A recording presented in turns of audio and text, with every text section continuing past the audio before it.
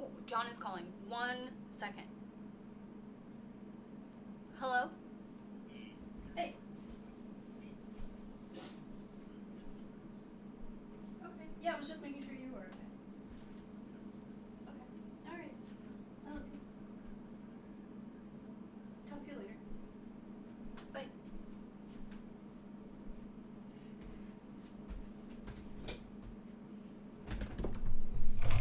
GM, thank you. Sorry about that. Good morning.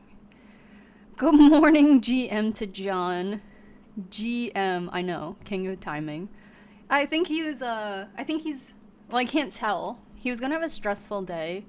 He is a carpenter, and one of the clients, was, like, refusing to pay. So he's been in this really stressful kind of job thing for the last week. But GM, hey everybody, I did not stream on Friday and I'm super sorry. It just means we have a ton to talk about today. How is everybody? It is early stream. It is still early stream. We didn't stream on Friday, so getting data on the early stream has been difficult. Lots of my fault, my B. But hold your GMs. It's early stream. I have my tea. I wanted to talk about Free Comic Book Day on Friday, so we would all be educated, but Free Comic Book Day has come and gone, so we'll just have to talk about it. But do sound off if you went to Free Comic Book Day. I went through a sunflower maze yesterday. Wow. That is awesome. Sunflowers are kind of better than corn maze, if I had to pick. First time catching a stream of yours in a while. Excited. Thank you, Spooky.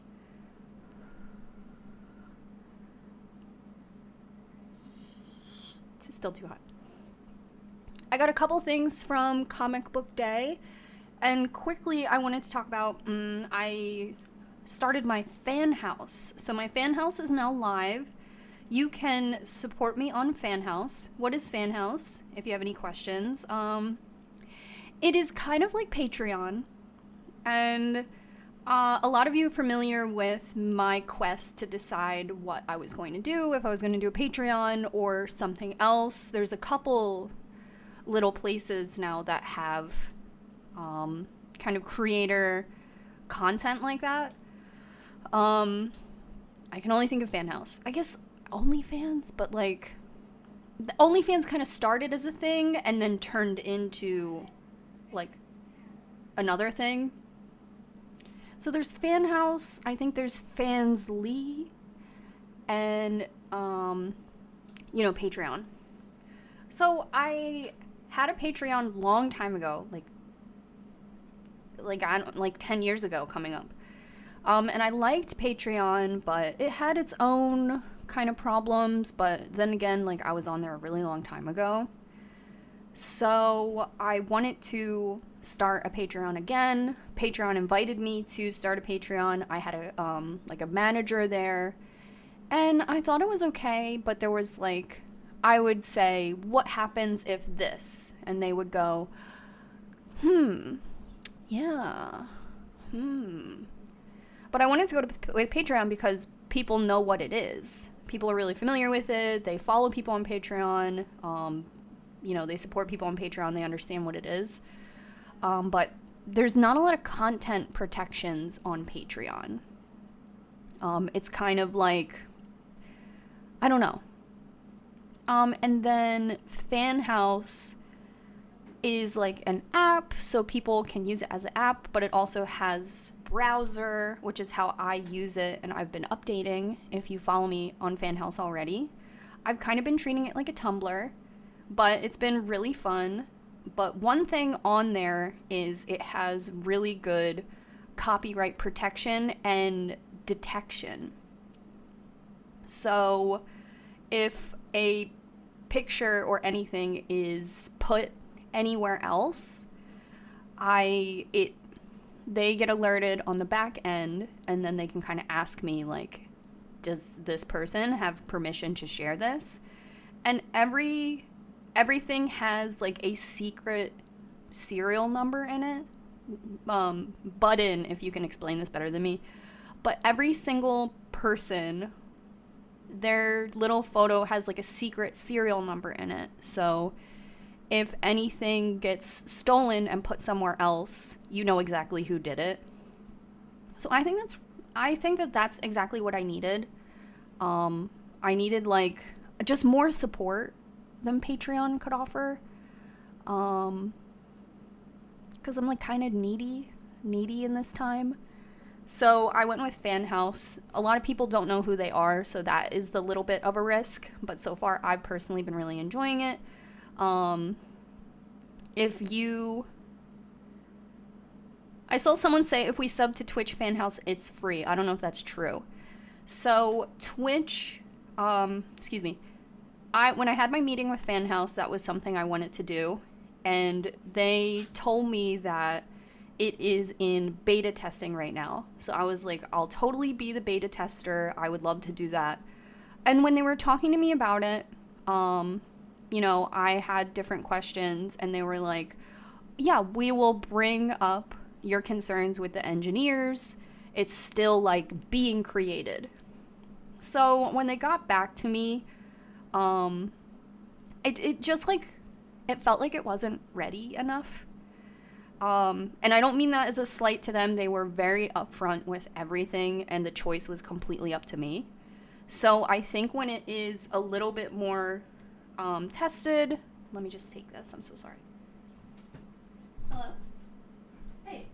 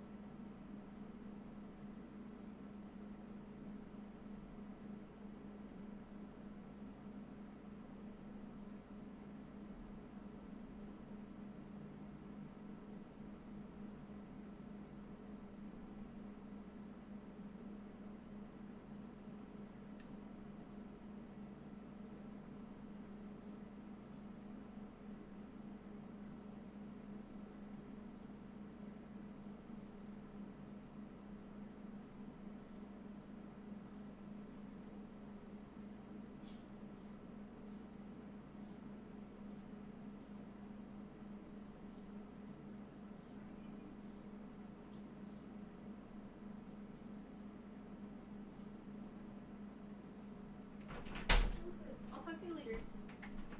Alright, bye, baby.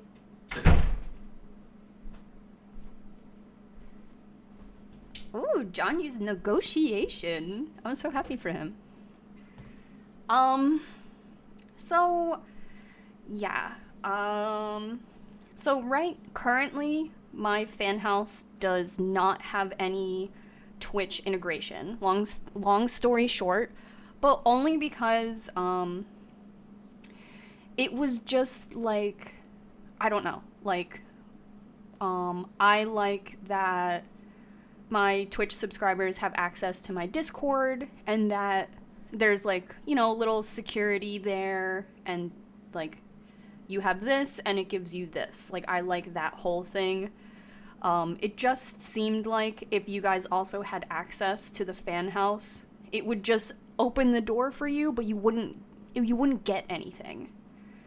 And I just want to, like, just because I already launched it, doesn't mean I can't do Twitch integration. They're just testing it with other creators right now, and I wanted to be one of the beta testers, but it just, like, I don't know, it kind of just seemed like it would give some people, like, a lesser experience, and I'd rather just have, I'd rather just make it $5 a month, and if you want it, it's there, kind of thing.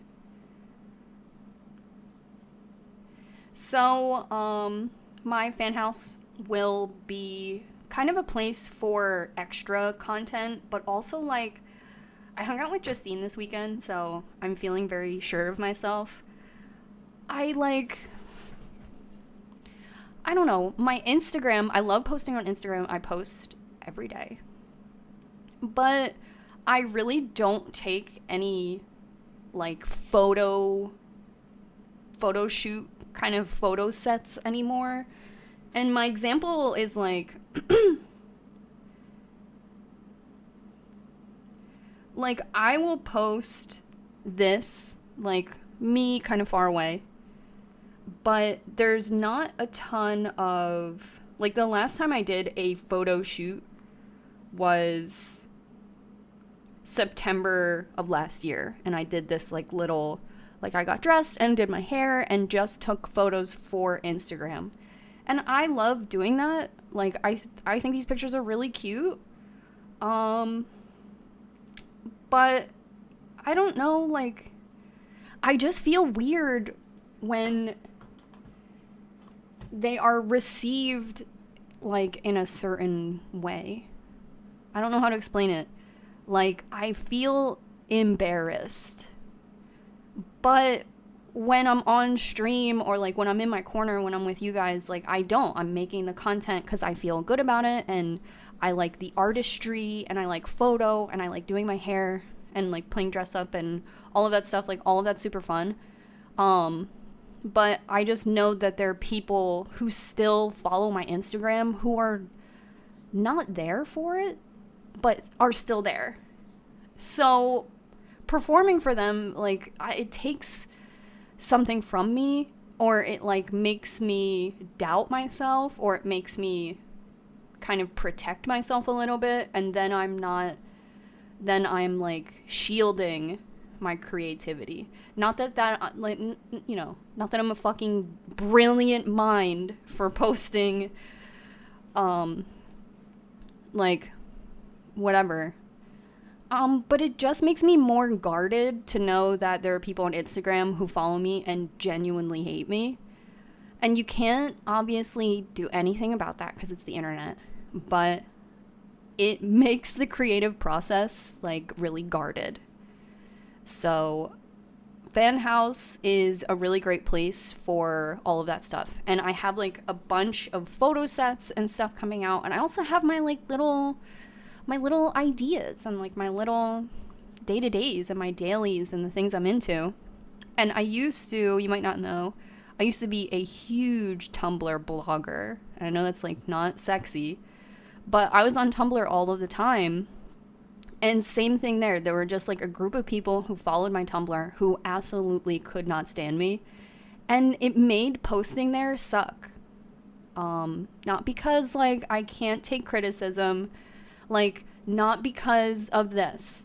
It's just, like, when you make something and put it out there, and, a person's like, oh, did you try doing it this way? Like, you would get better results. Like, that's criticism. But when you post and someone's like, she's posting again, guys. It's like, yeah, because you follow me. You get a notification that I posted. You're kind of a drag. Like, go home. You're dragging me down.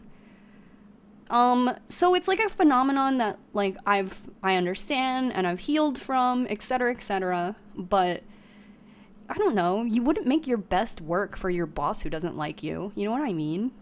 You wouldn't give it your 100% if your coworker was mean to you.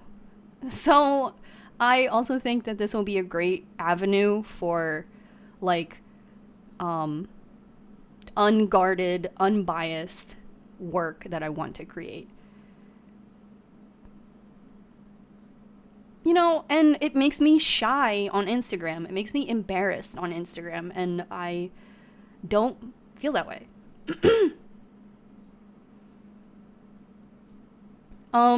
So I know that interference has caused me to only post like really safe, vetted, regarded, or neutral things, but I don't take any creative risks on Instagram anymore because I think that I'll be embarrassed. I'm shy. Amy, howdy. So my fan house is Qcknd, Qcknd.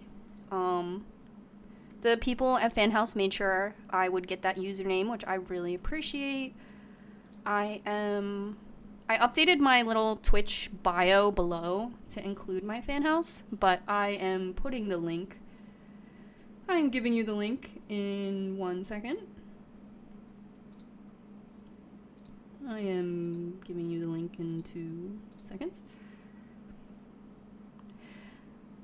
Not the same, but Sarah on the internet didn't want any cis-het men on her profile anymore because they were following her because of her body and spoke about unfollowing her on her profile, and she deleted people. But I think hate watchers are more difficult unless they comment some stuff. Yeah, it's kind of like imagine imagine even like you and your sibling didn't get along, but they followed you on Instagram. You're like, for what? Will you be posting exclusive vlogs and videos on there? I would love that. Yes. So I'm just deciding if I'm going to post videos that are there first and then a couple weeks or months later they end up on YouTube, or if they're just going to be exclusive there. I just have to work out what that looks like. Sebi. My Sebra, hello. 31 months of hate watching the bestie. TY. Fanhouse does have some rules. Like, if I post a photo set, and a photo set is kind of just like, when I'm saying photo set, I mean a bunch of pictures I took the same day, kind of like in the same hair and makeup. If I post a photo set, Fanhouse wants some of the photos to only be available on Fanhouse. So if I'm going to tease a photo set on Instagram, I can't post every single one. And that makes sense. I would do that anyway, because then what am I even giving? So with YouTube videos, I just need to also ask if that's cool. I'm pretty sure it is, but I just want to double check because, like, I don't think Patreon has really any rules. Fanhouse has some rules, but offers more protection. So I think they have to have some rules. If not, then just some videos will only be there. And then, like, maybe behind the scenes or just, like, other concepts. Because I also have just concepts and stuff that won't work on YouTube because they're, like, out of left field. They're, like, out of my niche. I have to be sure to hide my stories and stuff from family members on Insta. I can't imagine having a more widespread audience. Yeah, because I just don't know why. You know what I mean?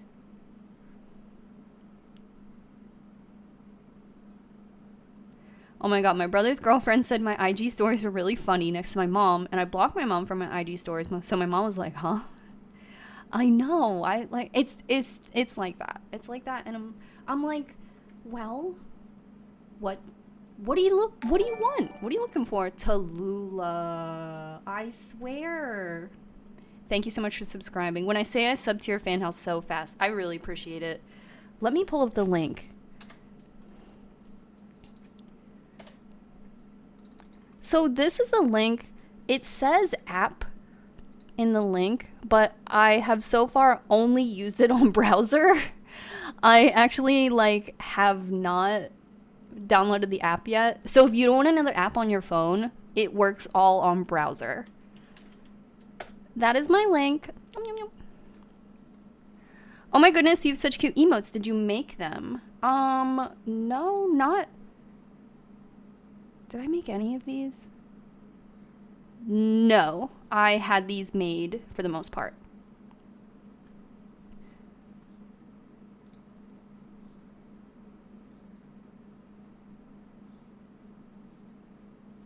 But thanks for asking. Thank you for enjoying. Oh my god, do we have a hype train? Are you serious? Okay, we almost got a hype train. It is a good day. It's a good day for us.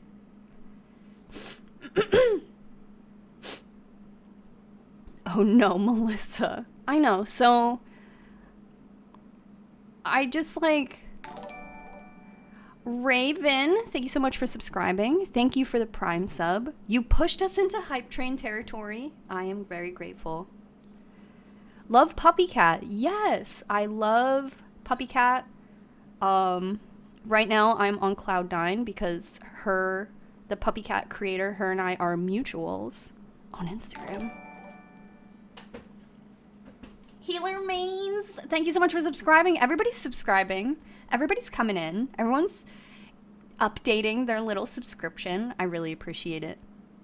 Super cute cardigan. Where's it from? So this is from Hot Topic. Here's the oops, embarrassing. Thank you, Ave. Oopsie. This is a little Hot Topic number, a little Hot Topic exclusive. So that is my little fan house spiel. This week I have a photo set. Oh, thank you for redeeming stretch. I'll actually do that. I'll go stand up. I have to grab these and I'll do this. Articus, hi, bestie. Thank you for the Prime sub. If you have Amazon Prime, great reminder that you can get a free little sub. And then you can watch your little Amazon Prime shows. Vegan Nerd, thank you so much. Thank you for the gifted. Hello. Oh my god. That's the first time that hasn't scared the life out of me.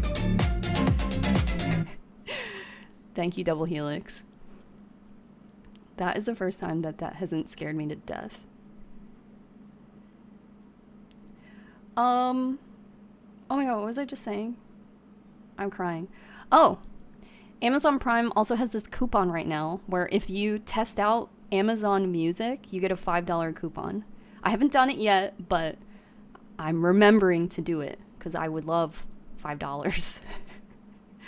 So if you have Amazon Prime, you can subscribe to me for free, and then you can get your $5 coupon. I also got a really good honey coupon, and I'm like not sponsored by honey, but I do love coupons. Ask me about my honey coupon.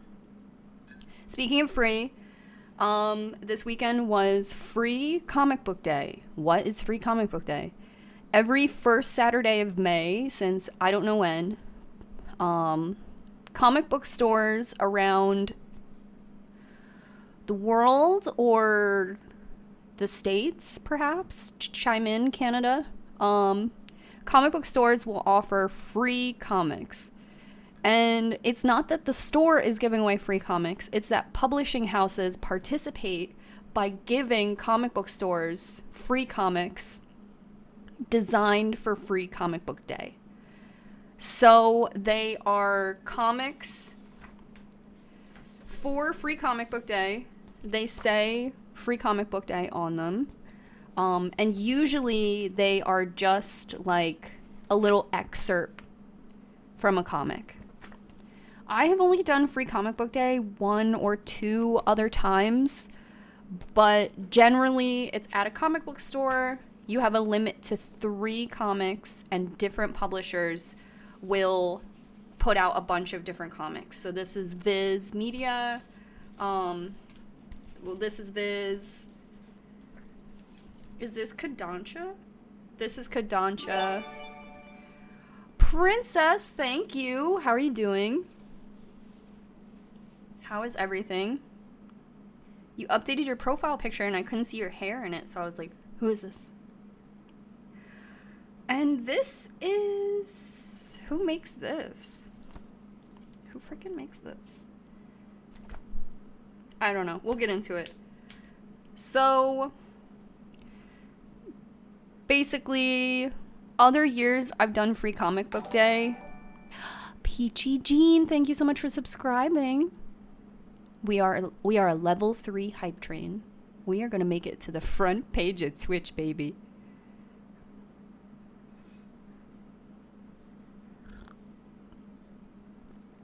Oh, Princess, you're here with friends. I'm so sorry. Did you get the Eminem comic book? Whose emote is that? I didn't get the Eminem, but I did find a website that has all of the Free Comic Book Day comics. I posted this on my fan house, but the website has updated with pictures. So that is helpful, because I have a little monkey brain. Monster, thanks for being here, and thank you, Lilith. You are the one. So let me pull up the browser. Indy! Oh my god, we got the hype train! I love that it's that emote. Thank you, everybody. Happy freaking Monday. Making me feel loved and appreciated. I'm so sorry I missed stream on Friday. Trippy Night, thank you so much. Thank you for the gifted. This is a visualization of Trippy Night. Or is that rude?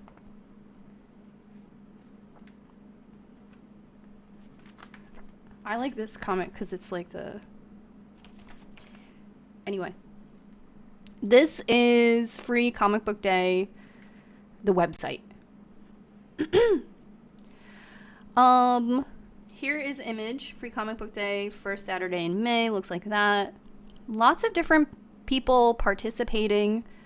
The Bee and Puppy Cat creator, I think, is named Natasha, right? Or Natalie? And she was actually in New Jersey signing comic books. So a lot of your faves also participated in Free Comic Book Day. There was a guy doing like illustrations at the Free Comic Book Day I went to. I didn't get one because there was kids waiting, and I was like,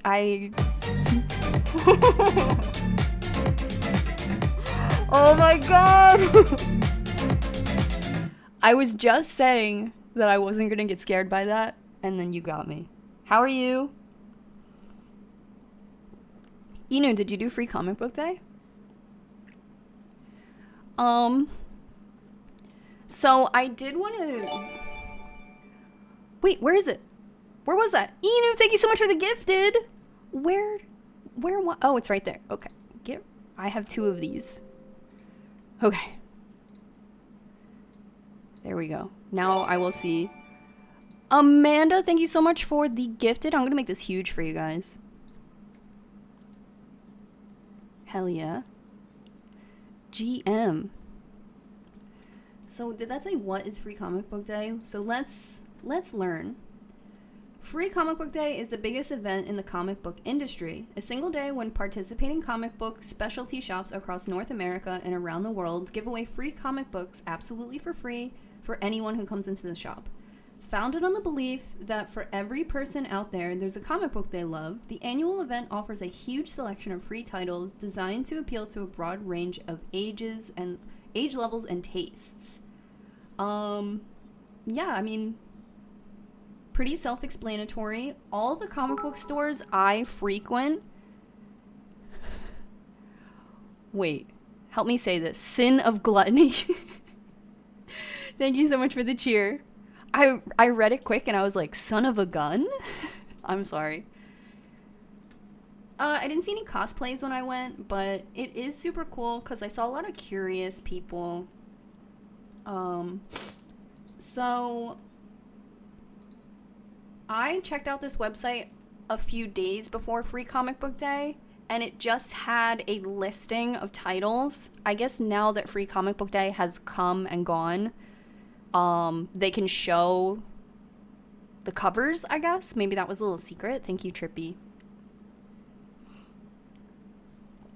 Darn tootin' son of a gun. So I'm not sure what gold means.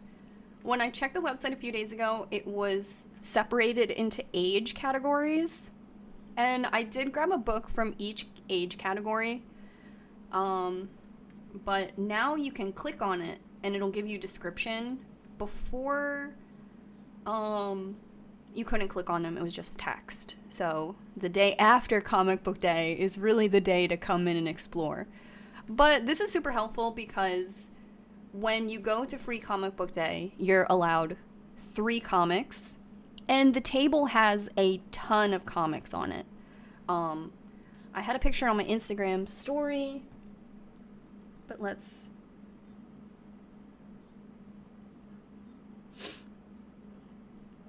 look at a picture off of my phone. We all love doing that. Hype train success. I am so pleased.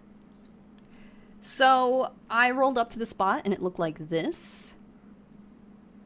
A table in a comic book store with comics all about. And on top it says 3 free comics per person. I believe this is everywhere.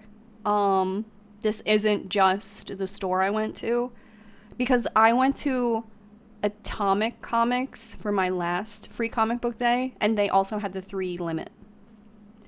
So it's a 3 limit, but you can see it's like a bunch of different books, and you kind of just walk around and pick them. I have my choices right here, and they're pretty small. You know what I mean? So stop me if you see something that you would have picked. We will role play like you are at free comic book day. I took Justine. Oh my god, Choo Choo.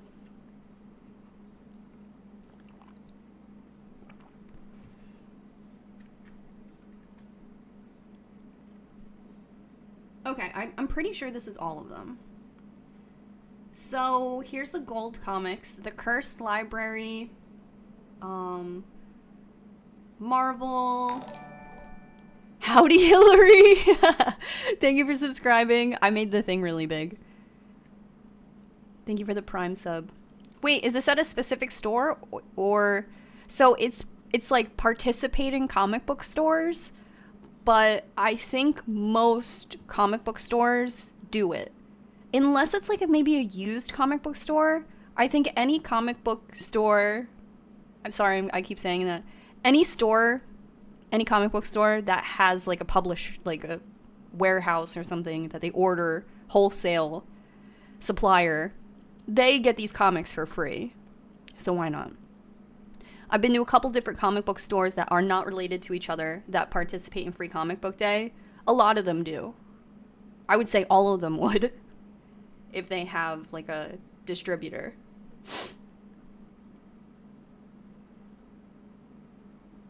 The comic book store near me got turned into a daycare. Oh my god. Can you order them online or does it have to be in store? So from the little blurb that we read, it sounds like it's an in-store event. Probably to like get you to come to the store and buy something, or for you to read something and fall in love with it and then come back and buy more. What did we just read? What is free comic book day?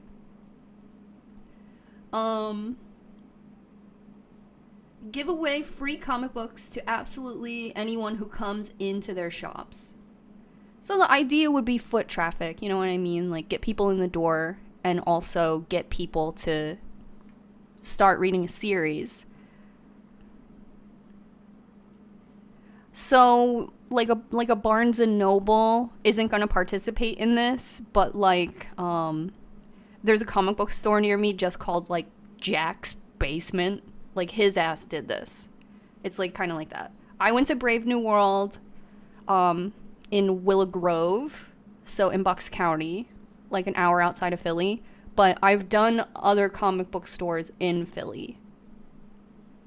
But yeah, it's more like a you know, independent bookstore kind of vibe to get people in the door. It's every first Saturday of May. So next year it'll be the very first Saturday of May. If that's May 1st, if that's May 7th, it's always the first Saturday of May.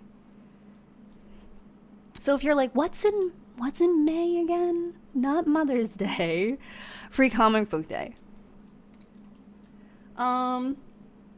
So Free Comic Book Day, as long as I've been participating in it, will have some manga. I do read some Western comics, like I do, but I'm really been manga pilled lately.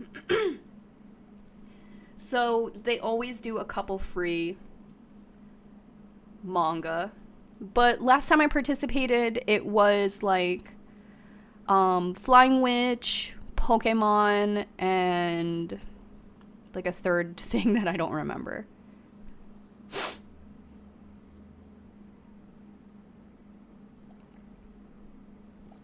The comic book stores in my area look like a front for other kinds of activities. Sometimes comic book stores also do like tabletop gaming. So if it's like kind of dingy in there, that's the preferred habitat of tabletop gamers. Okay. So they had, I'm gonna call this Qcknd. Sounds like Trojan though when I say it, and I'm having a hard time saying Trojan, but I'm getting over that. Qcknd. Conan the Barbarian, you've heard of this. What is his name? Oh, Dogman. Sorry, I was thinking Captain Underpants, but this is Dogman. It's different. So Fish Files. Justine picked up Fish Files. Her and I were really interested in this art style. And this Fish Files, the entire comic was this Fish Files. I asked Justine, because we went back to her house to read our comics, and I was like, what was that about? She said, I don't know. I said, come on, what was it about? She said, no, I can't tell you. So let's read the description together. One thing at Free Comic Book Day, the backs don't have descriptions. They have ads for other things you might like, which is helpful. But you're kind of like under a lot of pressure. You're like, all right, I can only pick 3. I don't know. The Eminem one, I guess. So, the newest series from the New York Times bestseller and Eisner Award-winning artist Jeff Lemire. The town of Bell River is infested with fish flies, and the streets are carpeted with tiny insects. But that's just the start of the strange happenings and bad omens. When Franny Fox runs away from her home, she befriends a strange, silent monster and sets off a chain of events that will unite the entire town in terrible ways. Fish Files 1 will clock in at an expanded 64 pages and land in stores in June, so don't miss out on this exclusive Free Comic Book Day preview as an early look. Okay, so that's one thing that's really good about Free Comic Book Day is they give you a little taste, and then in a few weeks you can buy the whole thing. But bugs? So we looked at this and we both we're very attracted to it, but we're unfamiliar. I don't really know Jeff Lemire or anything like that, but sounds interesting. Something, so that's kind of the flavor. So this is rated mature. There's a different, like I said, there's 3 different age ratings for the comics that you'll pick up. So it's not just for babies. However, if you have a kid, like at your house, or you gave birth to a kid, Perrin says garbage, morning quack, thank you for being here. We are reviewing all of the comic books that were available for Free Comic Book Day this last Saturday. Yeah, Justine reads comics. She actually kind of got me into manga. And we lived together for a little while. And she had what was the comic about the zombies and they made it a show and the show doesn't stop? Walking Dead. So Justine was really into The Walking Dead before it was even a TV show. So she likes comics, but she likes good stuff. She wants to know what's good.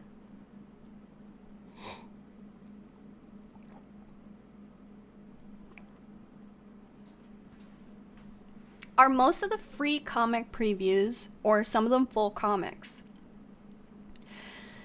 I don't know. I think some of them, how do I say? I think all of them are probably previews, but some of them might be full servings. Like, I have to assume that, like,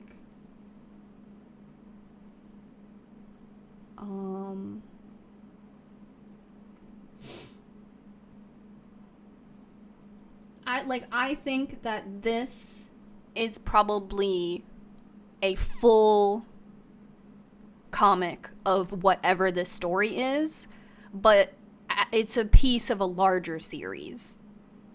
But sometimes for Free Comic Book Day, I'll talk about this. I'll just talk about it now. So one of the books that I got from Free Comic Book Day was Qcknd.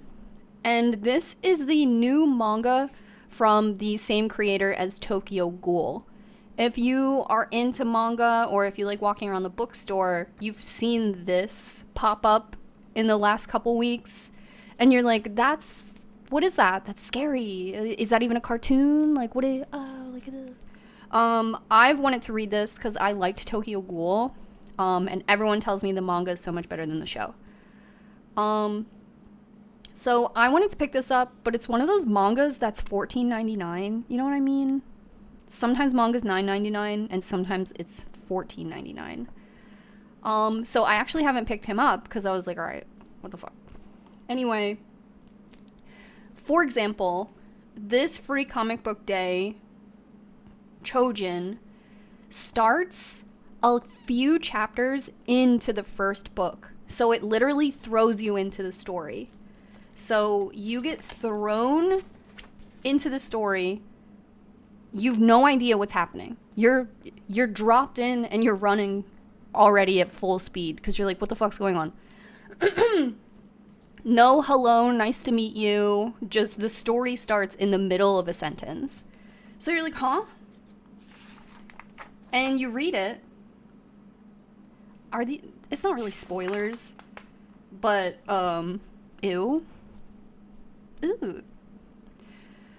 Right to the chase. So, this isn't a full comic. It's an excerpt from the manga, and it doesn't even start on the first page. But I wrote about this on my fan house. I didn't want to get this book. Justine and I brought this back to her house, and we were looking at it, and she just opened the comic to this. And I was like, oh, I don't want to read that. I fucked up. I got the wrong. And then I went back and I read it, and I think it's really effective that Viz started this in the middle and not on page 1, because now I want to buy it, and I am going to buy it because I want to know what I missed, because something led up to this. I'm like, why do we look like that? What happened? What the fuck happened here? Who did that to you? Now I have to buy the fucking book. So I think, I was curious about starting this series, and now I'm gonna buy it. But on the other hand, I also grabbed Shaman King. Flop, girl. I'm so sorry, Kingsters in the audience. But nothing happened. It's nice. They put it in color. I was like, oh. But I was like, wow. The whole scene is like he's rude to somebody, and then when he gets home, he's like home late. So someone's like, you're home late, and that's the whole comic. So I feel like that's a case of Not very effective. Not... I'm skipping.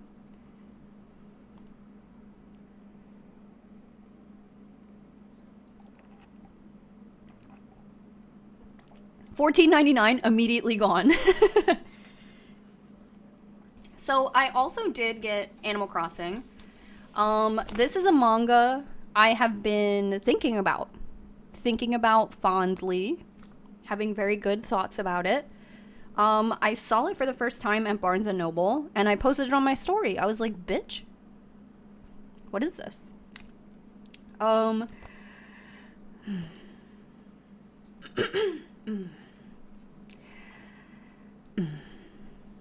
I hate to be the bearer of bad news. So this, this is also this. It's the same picture. Girls, this is for babies. I didn't know it was for babies. I thought it was for me. It's not. It's for babies. And you know how Yoshi games are for babies? And you're like, I don't care. I love Yoshi. And then you're playing it and you're like, oh my god. Oh my god, this is for babies? This is for babies. Animal Crossing is for hotties in their 20s through 40s. Justine opened this and she was like, oh, I think mine is a coloring book. I was like, no, girl. For babies, I fear. It's really for babies. I'm so sorry. You can kind of tell from this panel, they have arrived on the desert island and they're like, what? It's a desert island! Ah! And he's like, yep, it's a desert island. And they're like, ah! And then this guy's like, I'm gonna eat an octopus. And he's like, But okay. So you meet the characters and, you know, he's the hungry one. He's the analytical one. She's the girl. He's asleep. It has very easy tropes for a baby to understand. So, you know, they're in the island and he's like, this is how you pole vault. And, you know, we all played the game. So you're like, pole vaulting? You learn that on the second day. What are these kids, babies? Yeah, this is a comic for babies. But I'll be completely 100% truthful with you. I read some Pokemon manga and thought it was for babies too. So, you know, don't ask me. There's an advertisement for the Splatoon manga on the back, and then halfway through the Animal Crossing manga, you get this page that kind of like an old catalog, gives you a little blurb about what you just read, and then starts a second one, which is the Kirby manga. You've probably seen this. The covers are bright pink, lavender, excuse me. And then the other half of the comic shows you the Kirby manga.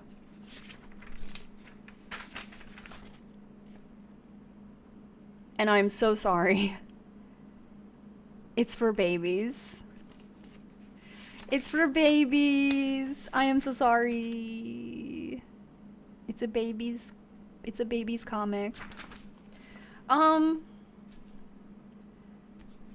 That one is like newspaper, so I don't like the way it smells. So if you're a fan of Animal Crossing and you love the IP and you just want to completely immerse yourself in it, it's definitely a choice for you. But I feel like, personally, I played like 400 hours of Animal Crossing. So when this bitch can't pole vault, I'm like, come on, we gotta build a bridge. We gotta build a bridge. So, you know, I think I tired myself out on the IP. I mean, Pokemon has such deeper lore. Animal Crossing is really face value. Once you've memorized all of the, I don't know, other villagers, then what else? Your cardigan looks really soft. Thank you. Thanks. Oh, Justina's texting me. Her ears are probably ringing. Okay.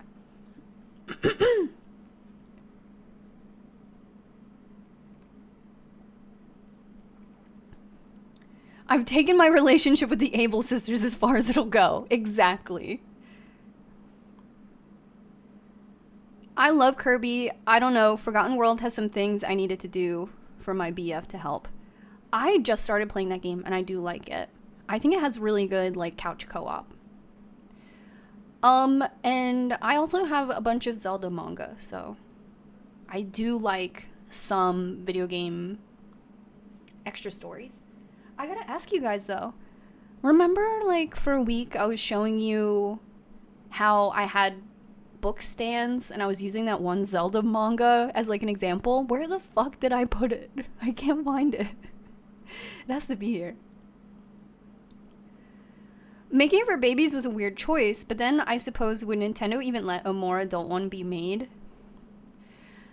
I support it being for babies, actually. I don't think it needs to have complex story beats or anything like that. I mean, I'm sure the manga goes into like when it's raining and stuff like that. I think I'm just like in my 30s, so it's just like not like I'm okay with it being like a cute little story. And I think one thing that I sometimes don't consider is like people who grew up in these IPs want to share it with their children. So I think this would be perfect if you had kids and you wanted to give them a piece of the thing you love. It's very easy to understand. All of the, all of the emotions, all of the designs are really big, so kids can like read the expressions. All of the language is really easy to understand. Sometimes like I'm reading Chainsaw Man and then I'm watching Chainsaw Man, and there are things I miss in the manga that I catch in the show. So even some subtleties are difficult for readers. So, people in this chat have a child, and I really recommend Comic Book Day in general because, one, that's how you bring home 6 books. You give some books to your kid, you beat that 3 limit. But for real, like, you can pick up your comics, and then your kids also have options. And I think that's really cool. They are the next generation. They will be the ones keeping the comic book stores open. Congratulations, Zelda fans, on the new hot Ganondorf. Love that for y'all. So yeah. Comic Book Day is for all ages, and sometimes all ages books are Animal Crossing. So, up here, I think Qcknd was rated... So Qcknd was rated teen. I actually didn't get any mature titles. I'm pretty sure. Yeah, I got teen, and all ages. Justine got this one, which was rated mature. And we read the description, and she's right. I have no idea what that's about. But this sounds like it's the first couple pages, and then if you like the story, the book comes out in July. For you guys, Justine almost grabbed this too. And I wish she did, because we both got Animal Crossing and we probably could have shared it. But this is Umbrella Academy, and this is a Dark Horse. Made by Dark Horse. I don't know anything about Umbrella Academy. Valonius keeps asking me to watch it, and I keep saying okie dokie, and then nothing happens. So, is Chojin our new boyfriend? No! Did you see his beak? Did you see his beak? So, maybe this would have been the book that you guys picked. I don't know anything about Umbrella Academy, but this title jumped out to me as something I recognized. Girl, yes, that's what I'm asking. You plant a little kiss on his beak and it's cold. Ooh. Ooh, John is calling again. Please excuse me. You guys read this description and tell me all about it. Hello? John?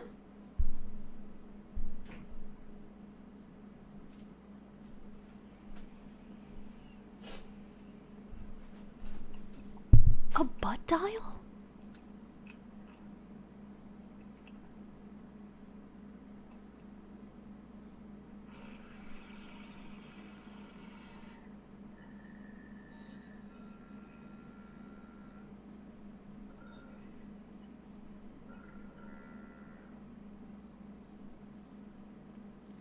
I was butt dialed.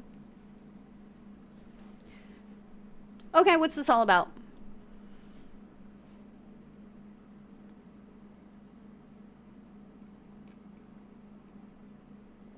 A butt dial in my Twitch stream? It's getting a little warm in here. I have the window open, but at what cost? I'm also wearing a thermal. His butt was thinking of you. Aww. So Justine almost grabbed Umbrella Academy. I'm not super familiar with all of this, but, you know. I will say, like, a lot of these titles have really recognizable IPs. So I do appreciate the titles that, you know, are up against these really familiar things. Like, Fish Flies I'd never heard of, but, like, when I see the Star Trek one, I'm like, oh, yeah, I know that. Maybe I'll pick that up. So, a couple recognizable stuff. The Cursed Library, no idea. But it's from Archie Comic Publicators, so publications. Archie lore for, I don't know. And stop me if you want me to click on one. So, you know, Marvel fans, they had a Venom. They had a Power Ranger comic.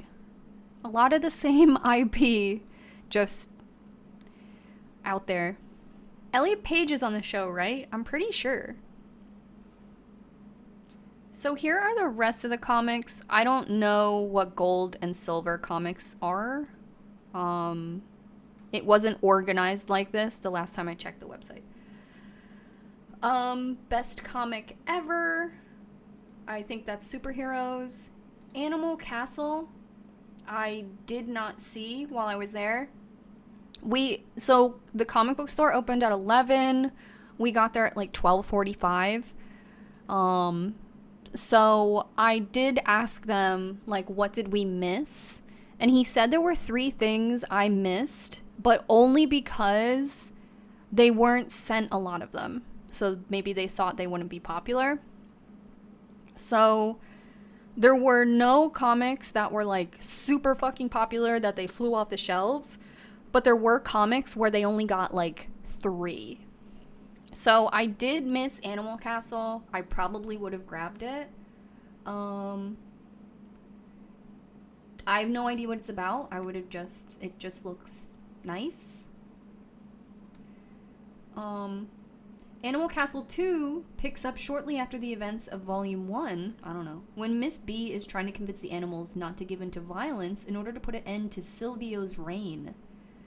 Alright, that's kind of... It's rated teen. Maybe it's cool. No idea. I judge a lot of books by their cover, though, so... Maybe would have copped. but that one they didn't get a lot of. You got your Animal Crossing one. I grabbed this.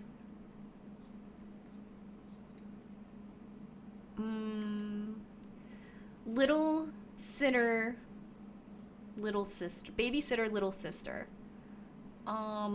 This art style looks kind of familiar to me.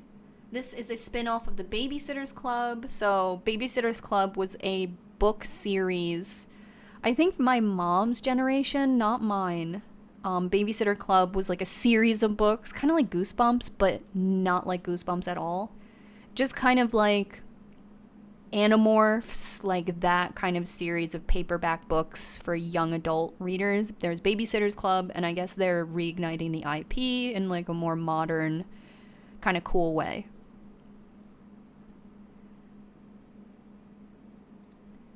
So definitely something to grab for your younger sibling or your child. Crime Buster, this kind of looked like a DC thing to me. No? This looks like it could be kind of cute. Chuck grew up under the wings of his loving parents. His father was an amazing investigator. His mom, equally brilliant chemical engineer. Chuck didn't have much time with his father. Mystery. Okay, so it's like a vigilante, a modern vigilante crime solver. Okay.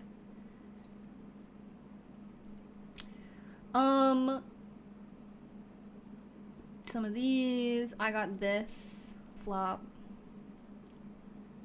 The other story it comes with, Welcome to Demon School, Aruma-kun. I liked that. I'll give you a little taste of it. I really liked it. I thought it was cute. I think it could definitely go somewhere. Did I throw up on this? Why is it all fucked up? So Welcome to Demon School, Aruma-kun.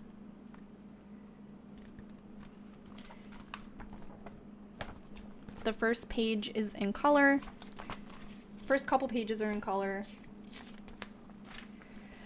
So the story is, like, is that not Denji? I mean, Deku. So the story is this kid, he's like 13, aren't they all? Oh, he's 14, it says it right here. He's a pushover, he's like a yes man, and people take advantage of him because he's always saying yes, and he helps people no matter what, he never says no. Because he's such a pushover, his parents sell his soul to the devil, because, like, he wouldn't object. So now all of a sudden, he's, like, in hell or whatever, because a devil owns his soul. But the devil is a granddad. He's an old grandpa. And he bought this chap because he wanted a grandson. So now, Aruma-kun is in a situation he never thought he would be in before. Now he has to go to demon school. Will he be able to pass his grades in time for Halloween? Like some shit like that. It has a lot of promise, but I just, like, the devil grandpa, he's so cute. He's like, please be my grandson, please. It's really cute. I just don't know if I care.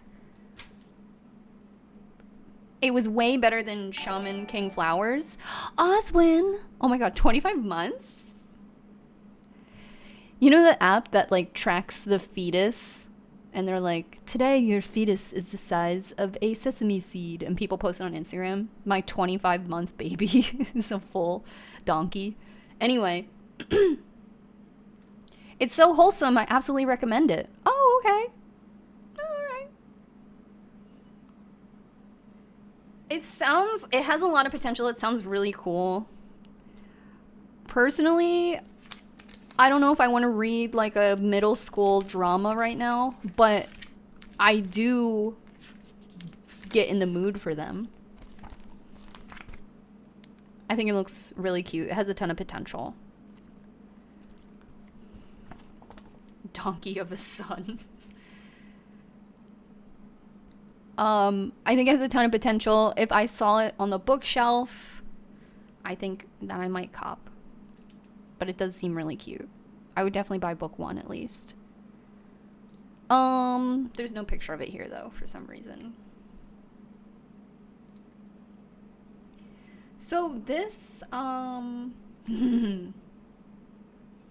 did you pick up the Smurfs one? It actually has more shares than Animal Crossing.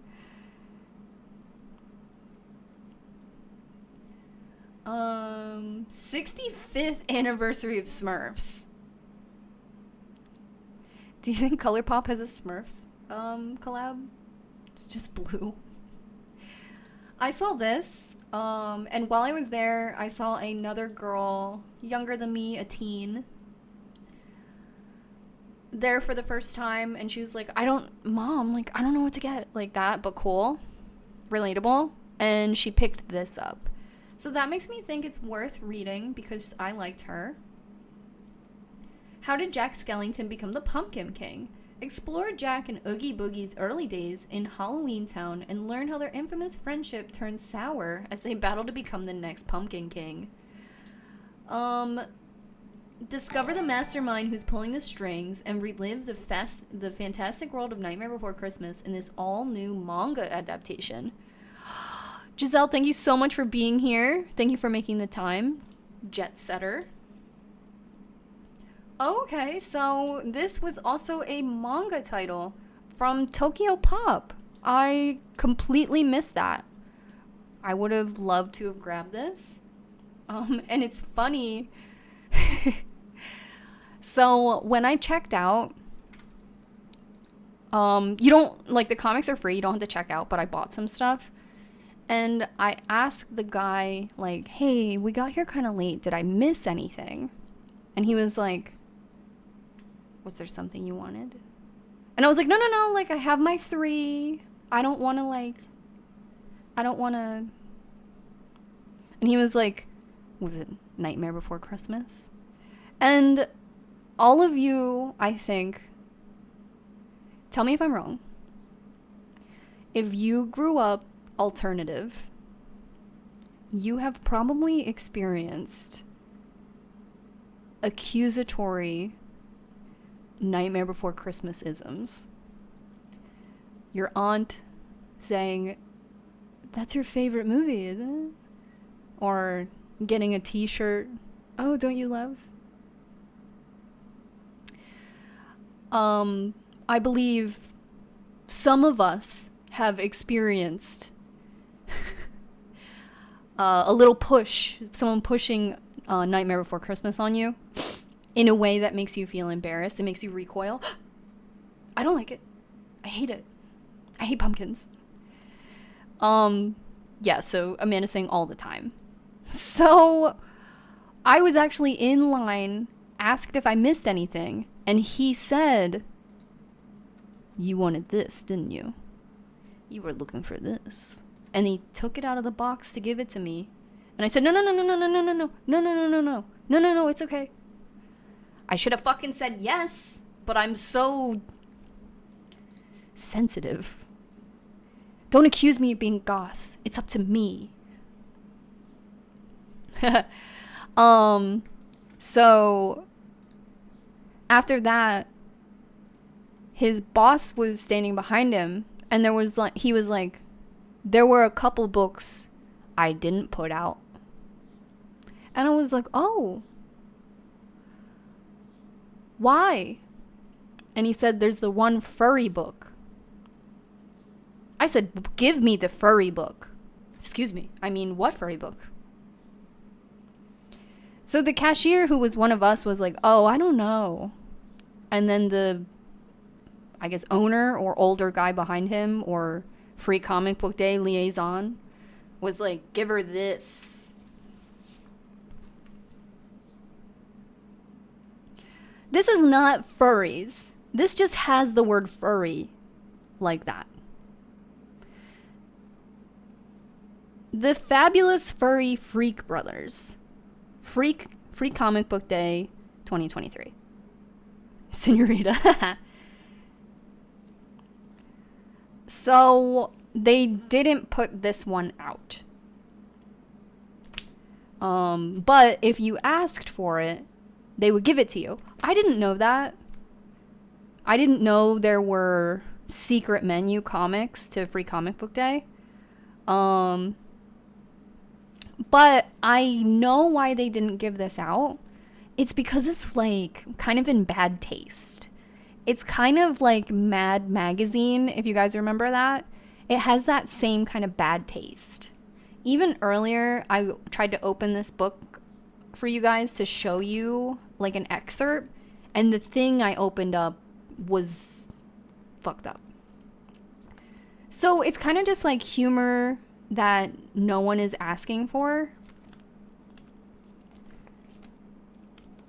But I showed this to John, and he knew who this artist was and said that he was like important, maybe in the 70s or something. I forget everything he said, so I'm so sorry. Yeah, so these are like 1973 and all this. But I totally understand why they chose to keep this behind the counter. I don't even know if I can say some of these things.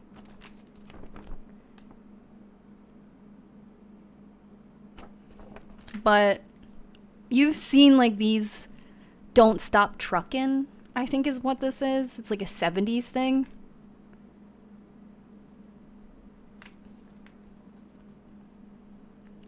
The Furry Freak Brothers have been around since the 70s from the underground comic scene. Nothing to do with furries. Yeah. Eli, thank you so much for subscribing. GM just joined the whole chat. Is talking about furries. What did I miss? So, over the weekend was Free Comic Book Day. And I picked up a few comics. And this one, it has the word furry in it. But yeah, it means furry like hairy chest, like hippies, I guess. Kind of vibe.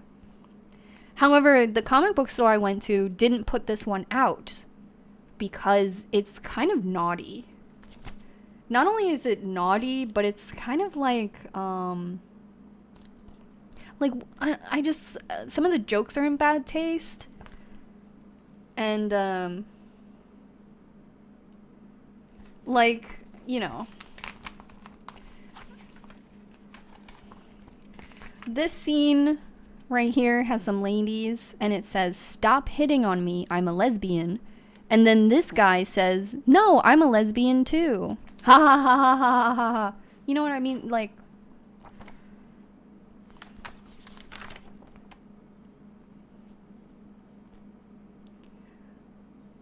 I don't think this is against like Twitch TOS, but it's just like in bad taste.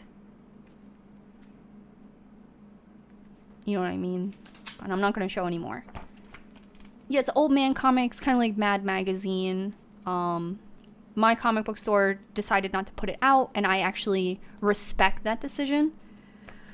I didn't know anything about it, and he gave it to me only because I asked. We'd gotten there kind of late. I just asked if I missed anything. He said, "You missed a couple books that we only got a few of," and then his boss said, "Give her that one." When he called it furry, I said, "Yay!" But then it was furry as in a man. And I said, "Oh, no, not that way." Do you think a comic book store guys read them ahead of time?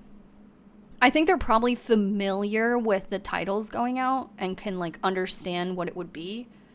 Like, if we look back at the website, you know, I'm not super comics, but I can clock like 70% of these. So, you know, they were probably like, I know most of these and they are fine, and then grabbed a few maybe to see if they were okay. Or in their little comic book store Discord or whatever, someone was like, "Hey, not that one." So I thought that this one sounded pretty good. I didn't grab this one. It's called Mexikid. I thought, you know, if I was allowed to grab 5 comics, I would have grabbed this one too. I thought that this was a really cool, charming story. Pedro is an American-born Mexican kid who's always felt not quite Mexican and is not quite American. Now that he and his family are piling into their Winnebago to bring his mysterious Mexican Revolution-era abuela home to live with them, this graphic memoir details Pedro's road trip of a lifetime, full of laughs and heartaches and a new understanding of his abuelito himself. I think this is really cute. I think if I saw this full book at the store, I would definitely grab it. Yeah, if I was allowed 4 books, this would have been the other one I would have grabbed. I thought it looked really good.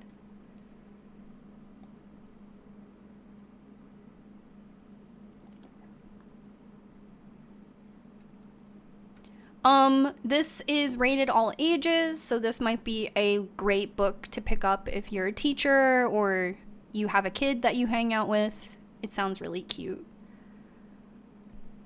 And because it's all ages, it probably covers, identity and growing up and understanding, but probably not heavy things. It sounds like it's lighthearted and cute. Also, I really like this art style. I think it's nice. No other honorable mentions, but not for any reasons. Like, this kind of stuck out to me, but I think this is also like a Babysitter's Club kind of thing. I love twins, so if you also love twins, this is for you. This is all ages.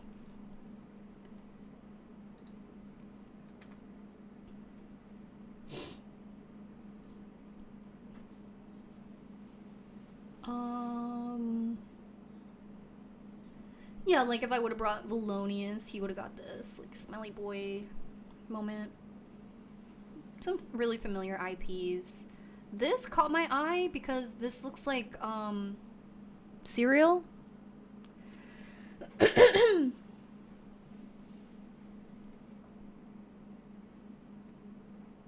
This looks like,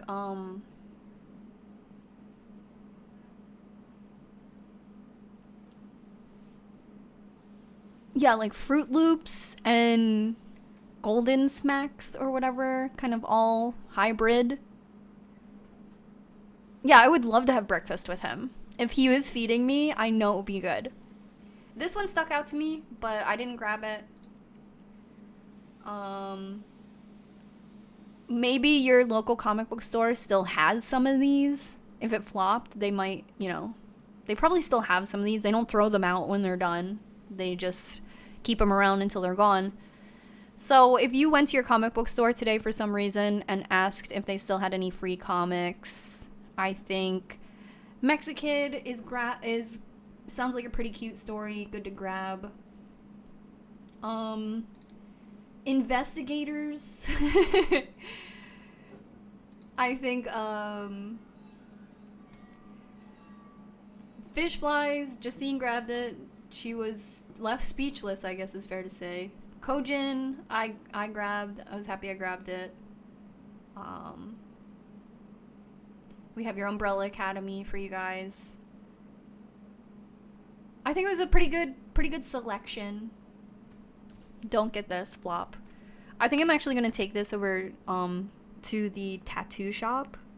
I feel like they like, not the content, but I think they like this art style or something. I don't know. Or I'll throw it out. When I was a kid, I loved Garbage Pail Kid cards. I remember I watched I Love the 80s on VH1, and they had Garbage Pail Kid cards on there, and I wanted them so bad. Quiv, you were just dissing boyfriends with beaks. What's the truth? Can he take it off? Like, have you ever seen a pelican eat? Like, we're gonna be at Chipotle and he's gonna be like,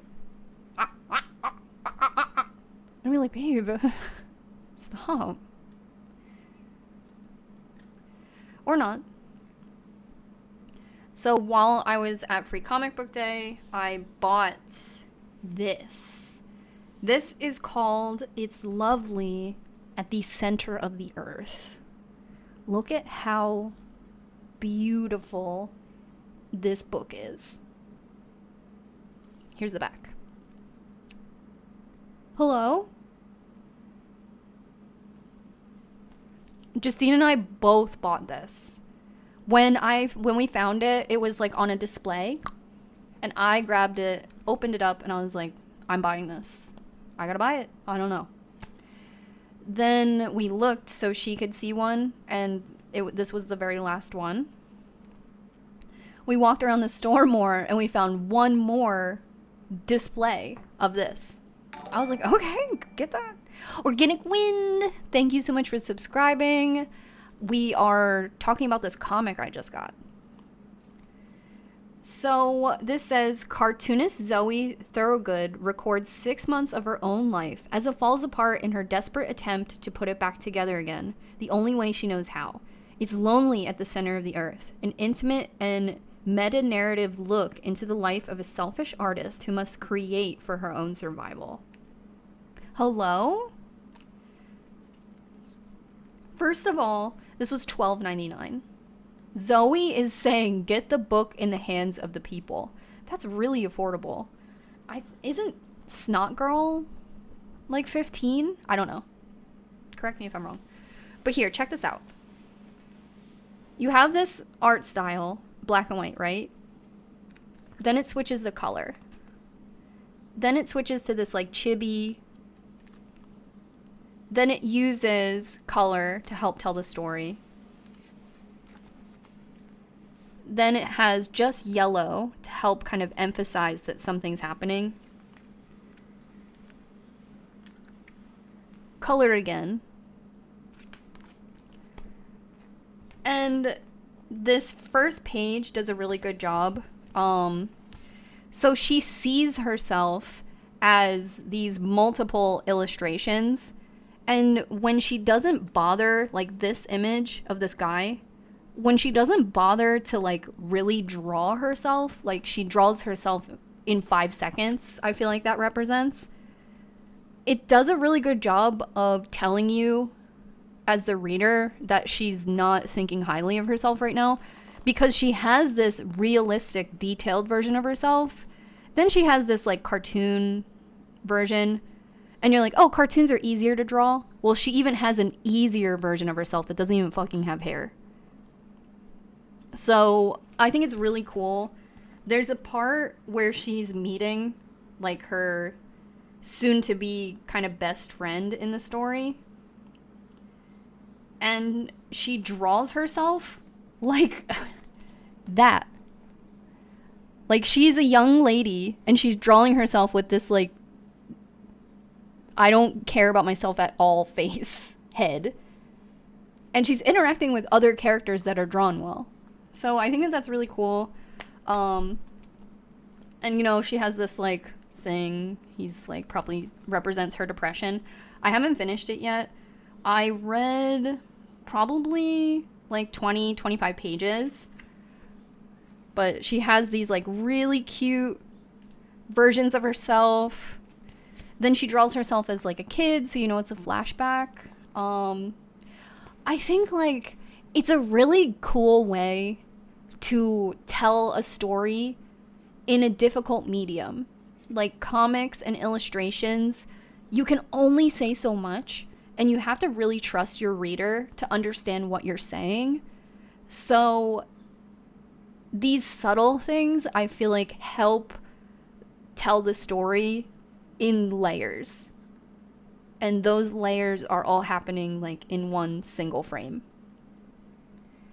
It's really, really cool.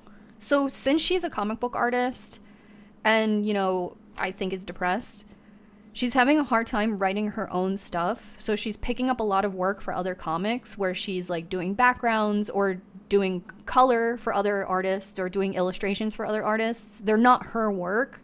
She's freelancing.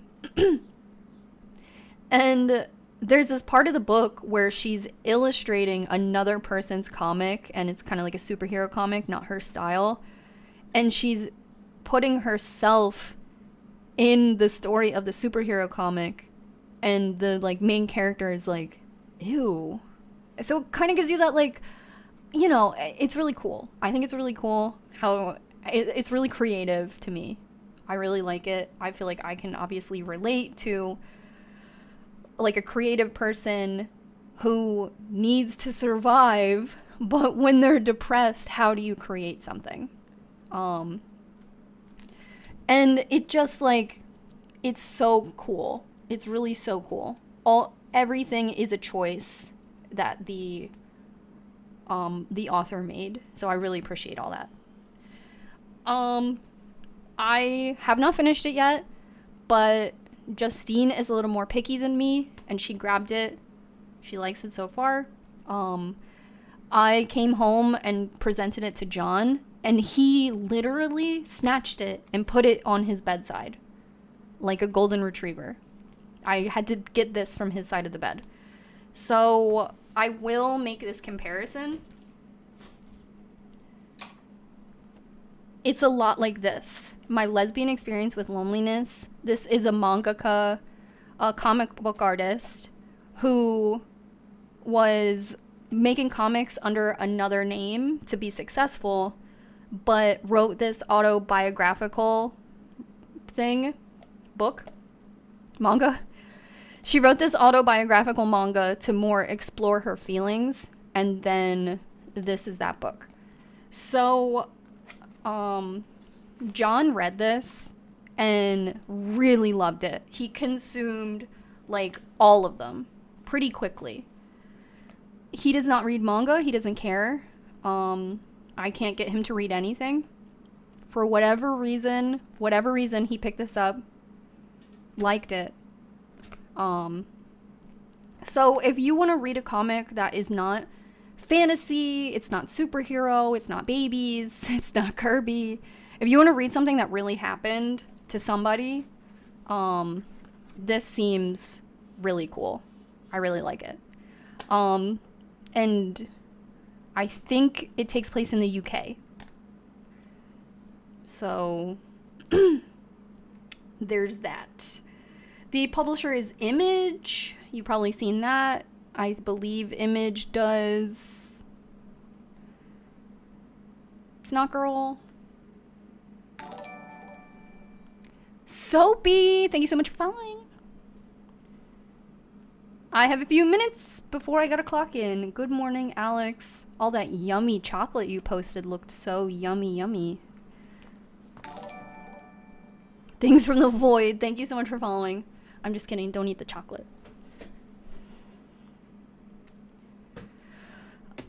So if I can recommend anything to you guys today, I think that this one is super cute. It's super lonely at the center of the earth.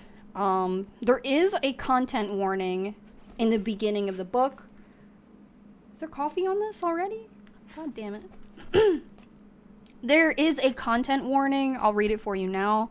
This book includes personal discussion and depiction of suicide and self-harm. While I hope this book may serve as a comfort for some, its content may be triggering. Please make sure you're in a comfortable place before reading it. So, there is a content warning. So far, I've read like 15, 20 pages, and she does talk about, like, thoughts, but then she's got to keep trucking. So, just let you know. It might get a little deeper on the subject. I can tell from the cover of the book, you know, she hasn't taken out the trash in a while, and I've been there, girl. That's obviously an Amazon box. That's what this place looks like sometimes. So I did grab that. And Image does do Snot Girl. Okay. So if you have publisher house, allegiancy,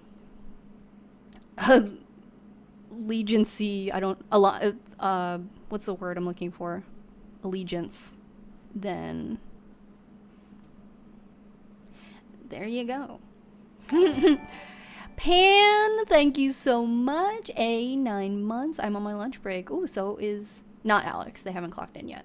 Loyalty. Yes. If you have publishing house loyalty, this is an Image book, but also I think it sounds pretty good.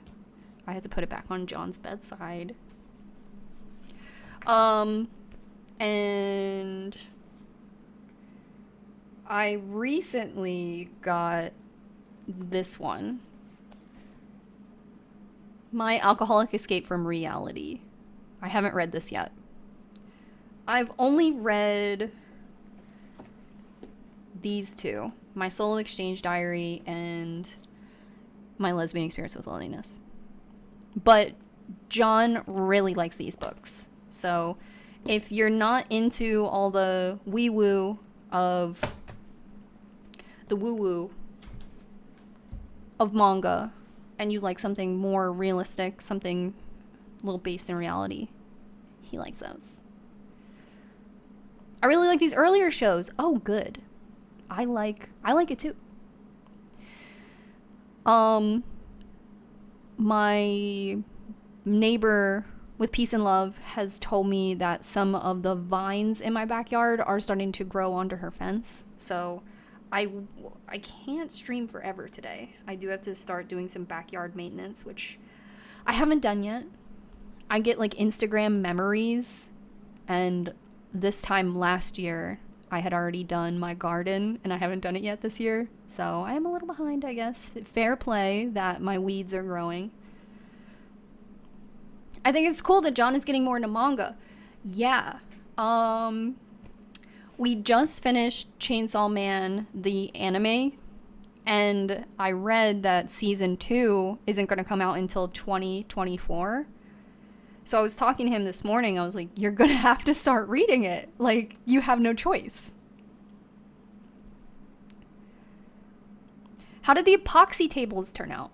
Yeah, so Justine and I, we do Crafternoon, and I wanted to do these, like, an epoxy craft. Justine's really good at that stuff. Like epoxy, she makes her own phone cases and stuff. So I found this image on Pinterest. It's like a little short, fat table. I would love one of those like little fucking coffee tables that you see in Japanese apartments for like sitting on the floor. I'm kind of into that.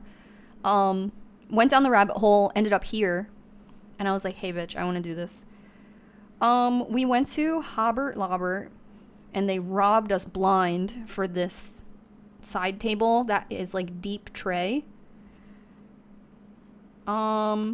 So I did moss. I did like a moss thing. And Justine did like a moss with a river. But we didn't buy enough epoxy, and our craft was totaling like $90. So we just did as much as we could, but in a few weeks I'm gonna go back and we'll finish it. You always think like doing a little craft would be cheaper. You're like, oh, an epoxy resin table, I can make that myself. And it's like, you can for $90. And earlier that day we had gone shopping for Mother's Day for her, so we had just been spending money. So we did the epoxy table as much as we could, but when we ran out of epoxy, we decided to not go back to the store and get more. The resin table, I think, should be done in segments anyway. So, you can't really tell at all that I had poured the resin on mine. You can on hers. And I'm going to post pictures. I'm like showing you like, because I'm going to post these pictures. You can see on hers pretty well where the epoxy like filled to. And it only filled to right there. So we just didn't have enough. All right, Alex, I'll see you later.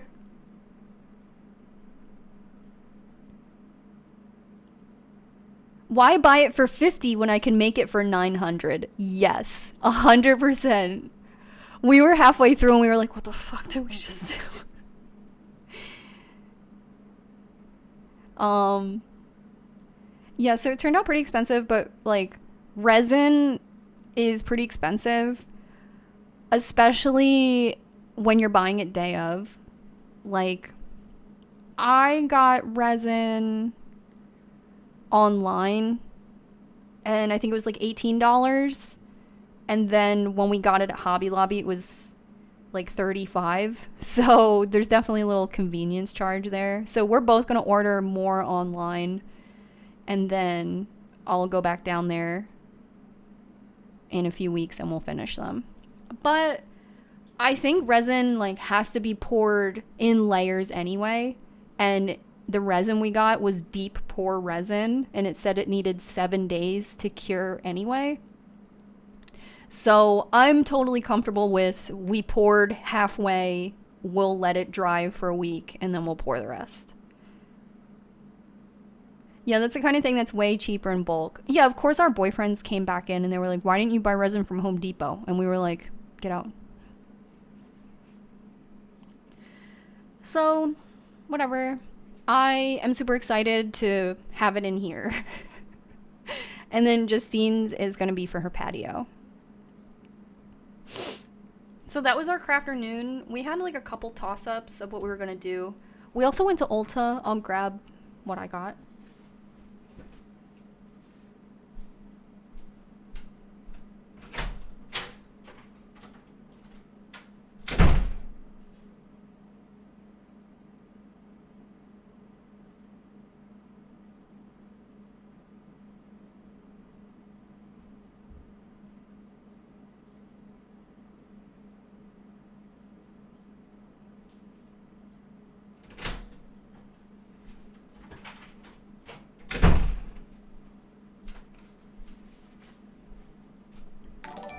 Ooh.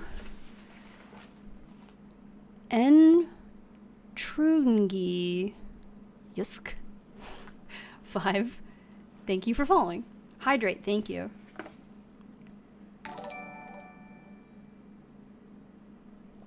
This man, thank you so much for following.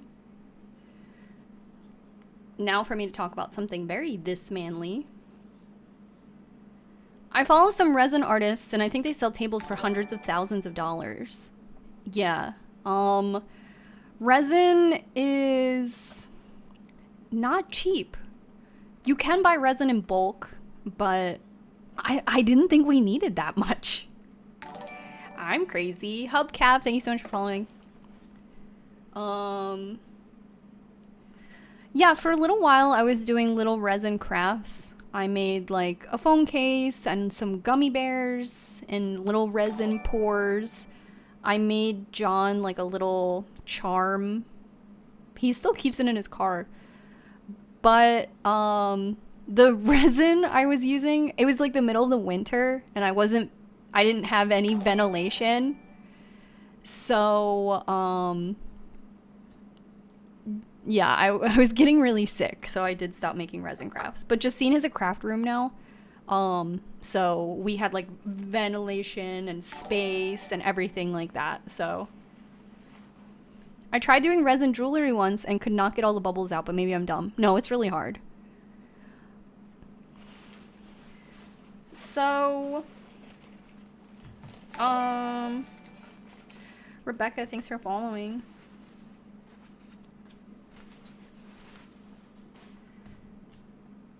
So I started doing glass skin.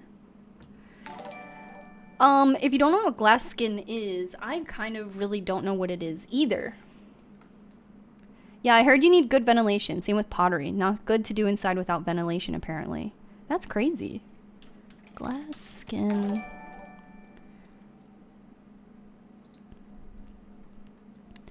So glass skin is kind of like this K-beauty thing. And it's kind of just like this style of skincare.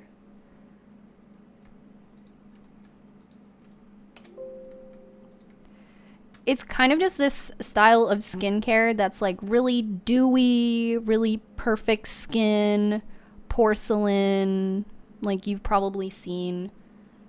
Glass skin. How to make your skin look like glass. Yeah, so I feel like some people have called it like, I don't know, donut glaze. Am I thinking of something else?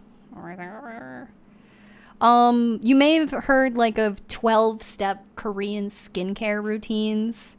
So that's kind of it. So I decided just out of nowhere the other day that I wanted to start doing glass skin. So I am on my glass skin journey right now. This is goals, kind of.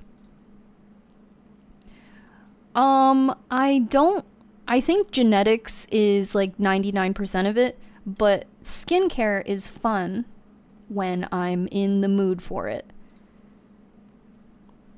So this is like glass skin. Glazed donut skin is the Hailey Bieber version, which is the same thing, but just on a white girl. Okay, so I am a Krispy Kreme girl. And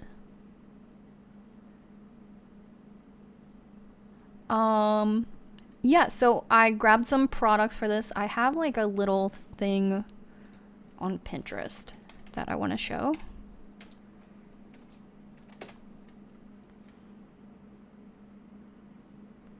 Glass skin and paper bones.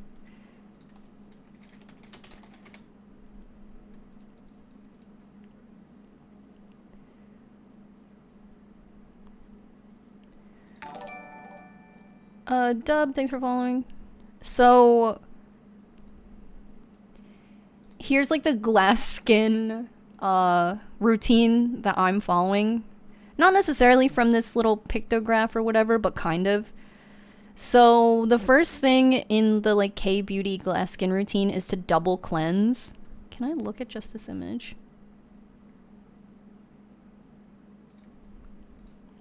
So the first thing you do is double cleanse. First with an oil cleanser, second with a foam cleanser, then you tone. And like I'll tone sometimes, but I'm not dedicated to toning because I don't know what it's for. I think it doesn't work. Then you essence. And I don't know what essence is at all. I don't. No clue. Then after essence, it says emulsion. I think this means exfoliate. Then serum.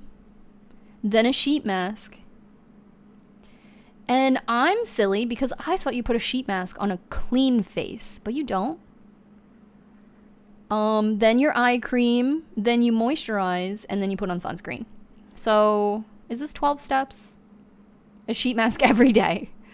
So I found a more reasonable one. I think it's blue. There's one that's way more reasonable. Here it is. So here's the more reasonable one. Even though it says basic skincare routine. So cleanser, vitamin C serum, moisturizer, SPF. At night, you double cleanse, toner, targeted serum, moisturizer, and then other, exfoliate 1 to 3 times a week, do a sheet mask once a week, retinol 1 to 3 times a week, face oil optional.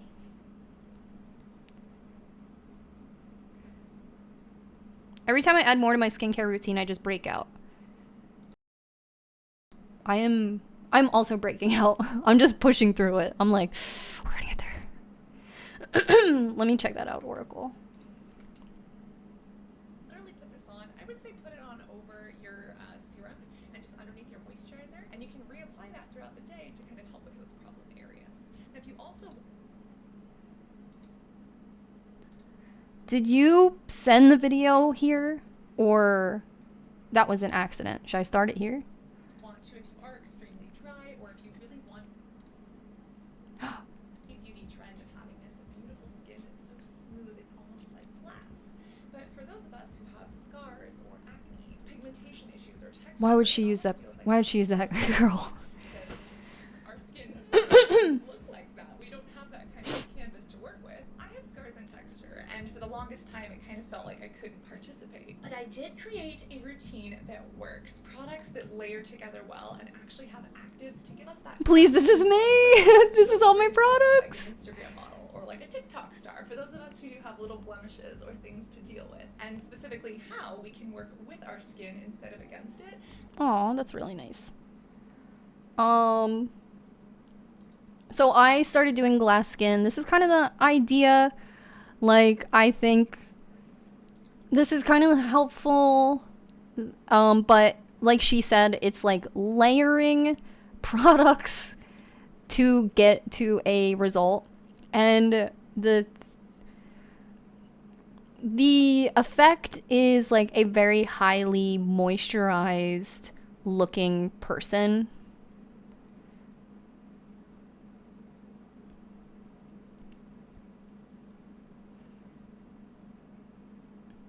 Should I look up the glazed donut? Should I look up the...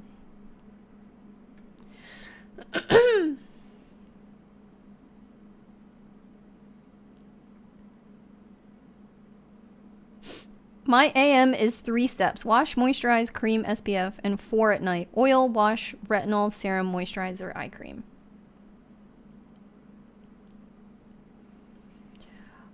So I am about a week in to my glass skin routine. And at first I broke out a lot. And now I'm like breaking out less. Less breaking out. So when Justine asked if we go to Ulta, I was like, yes, please. Because I didn't have the sunscreen I was using is really thick and scary. It's like a Murad.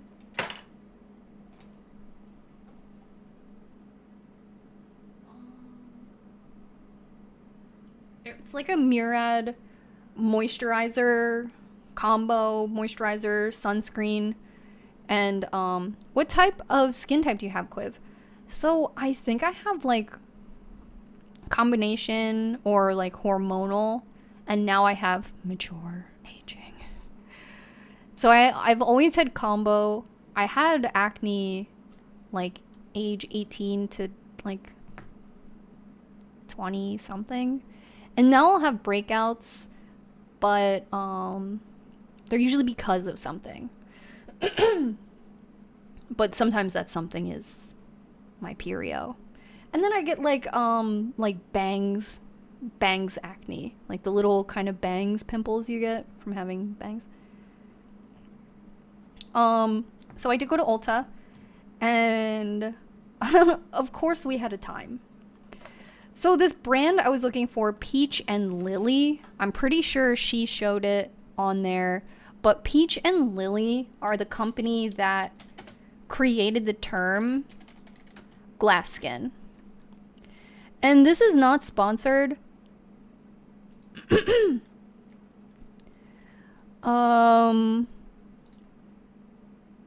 So this is not sponsored, but here is like their website. Let me have a drink.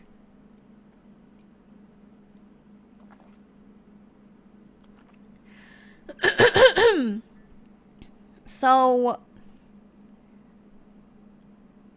I think they have like a glass skin kit. Yeah, glass skin discovery kit. So this kind of brand was my jumping off point. I use a lot of K-beauty already. I've probably been using like Korean skincare for 5+ years. So I went through all my potions and I ended up having a lot of this stuff. Not by Peach and Lily, but these things. Like I ended up having a bunch of essence at my house. I was like, oh, looks like I've tried before. I wish I could see like a closer up picture.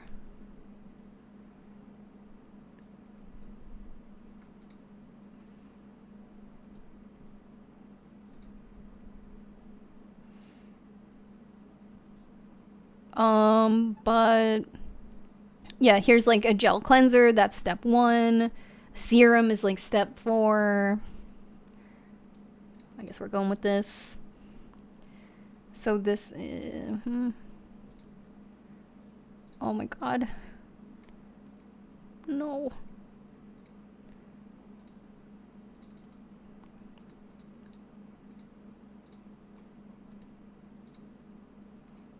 Okay. Yeah, there we go. So, Qcknd Discovery Kit. Here's the cleanser, essence, serum, moisturizer, pudding.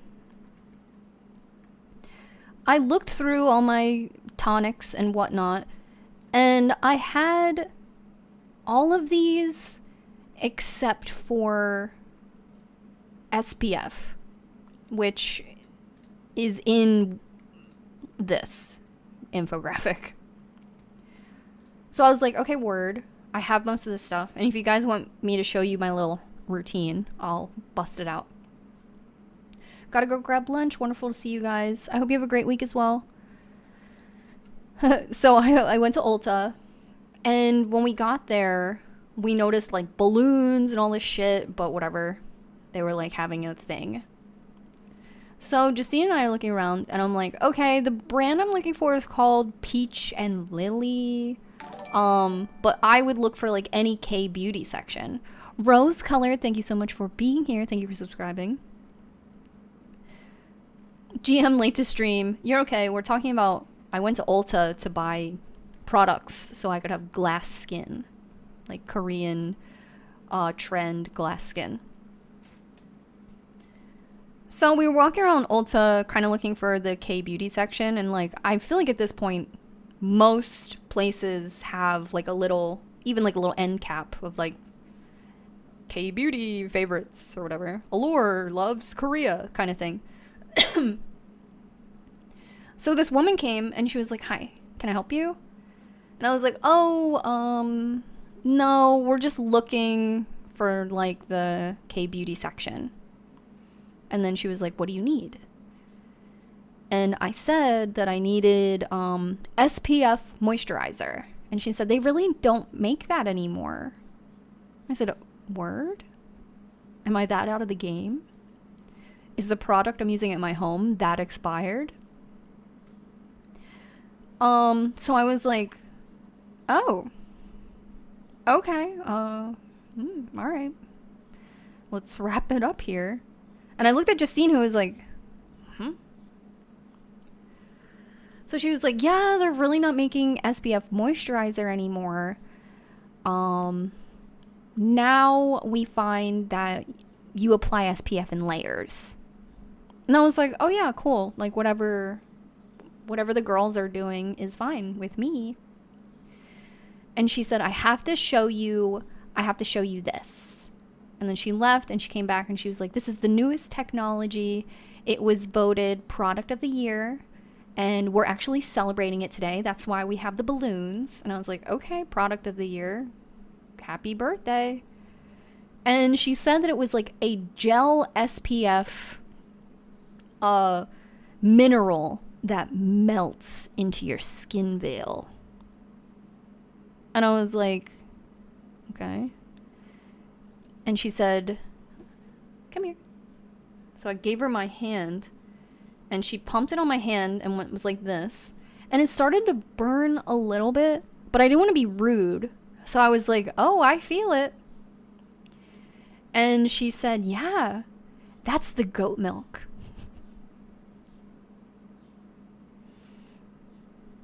I was like, oh, I don't want that.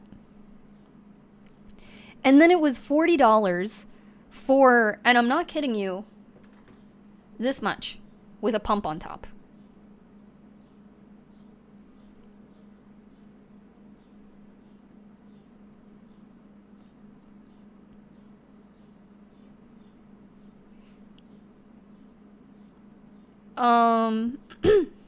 Getting a goat would be cheaper, I think.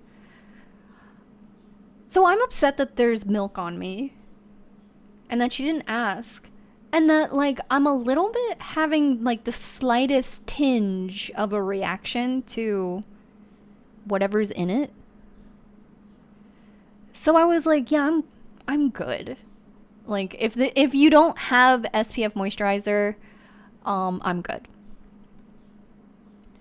And she was like, okay. So she left.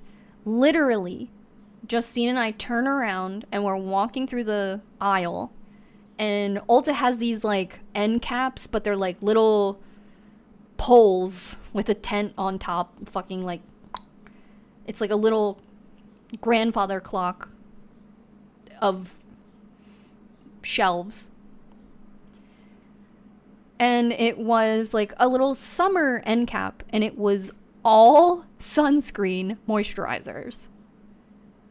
So I was like, what is this? Is this for the body?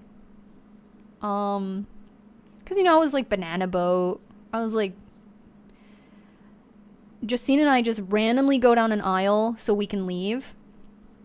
And the whole aisle is dedicated to SPF moisturizers. I was like, why did she lie? So out loud, I said, oh, it's right here. Not to be a bitch, but she just like, I don't know if her commission was double that day because of the balloons, but I was like, what? Why'd you do that? Bitch. Like, she really lied to you so she could put milk on your hand. Yeah. So that sucked. Anyway, here was the fucking thing I was looking for. So I grabbed Pacifica, CNC Sheer Face Serum, Vitamin C and Moisturizer, SPF Protection, Broad Spectrum, 100% vegan and cruelty free. So this is not a thickie. This is very thin. It comes out of here just like a serum, which is exactly what I'm looking for. It's what I described to her. I said, I want an SPF moisturizer that isn't too thick. The one I have currently is so thick, as I like rub it on, it like rubs off. It's somewhere on this desk. So I literally found the thing I wanted, and I knew it existed. So why did you make me feel crazy? I believe this was cheapy. It was between like 12. I have the receipt.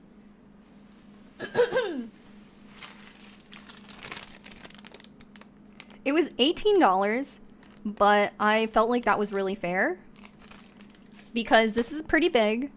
It's exactly what I was looking for. It's vegan. And like, not only did I not want the fucking goat milk thing, but I'm just learning glass skin, so I feel like I'm gonna waste a bunch of this shit. So, I think Justine said that, like, she's used this. I've used this. I think I have their perfume.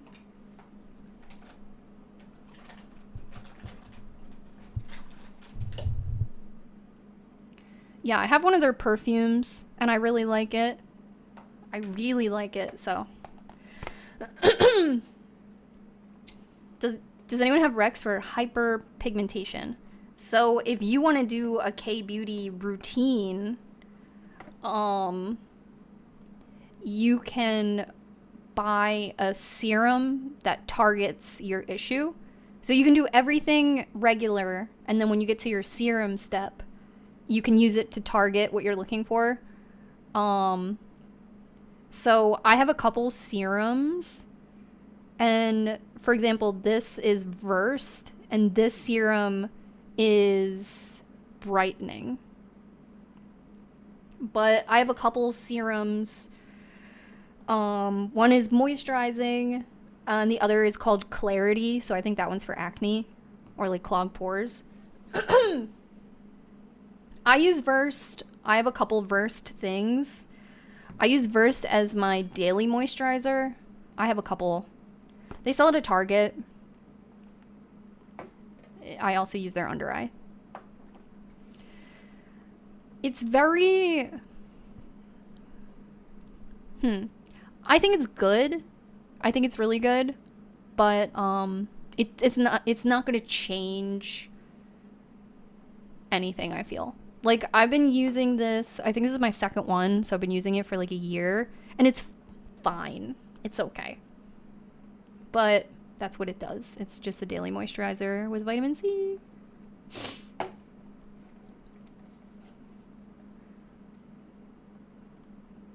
Also, Target has a deal. If you spend $25 on beauty, you get a $5 coupon. Yes. So I grabbed this Pacifica, and then I also grabbed these pumpkin retinol eye patches. So I don't have any retinol in my routine right now. And Justine and I went to like the cute K-beauty part of the store that the lady said didn't even exist. And I just saw this. I thought it was cute. I'm only pumpkin patch. So I got these. I can't tell you if they're good or not. I just, something in there. The toy. So I just grabbed these. I don't even think I needed them, but I did need them. So this is what made me insane. When the lady came up to us and was like, "What are you looking for?" I was like, "Oh, the brand is called Peach and Lily." And she was like, "Oh, we don't have them." And I was like, "Oh, damn." And then while we were following her to the goat milk section, I looked and we passed like gifts for mom or whatever the fuck. We passed this box. We walked past this in Ulta. And I said, "Oh, there it is. There's Peach and Lily. That's what I was talking about." And I was convinced like maybe I said the wrong name, like Peach and Apple or something. I was like, "Oh, this is what I was looking for." And she said, "Oh, sorry, I don't usually work in this Ulta." And I was like, "Okay. All right. Fair." She was like, "But that's all we have." And I was like, "Okay. All right. Fair."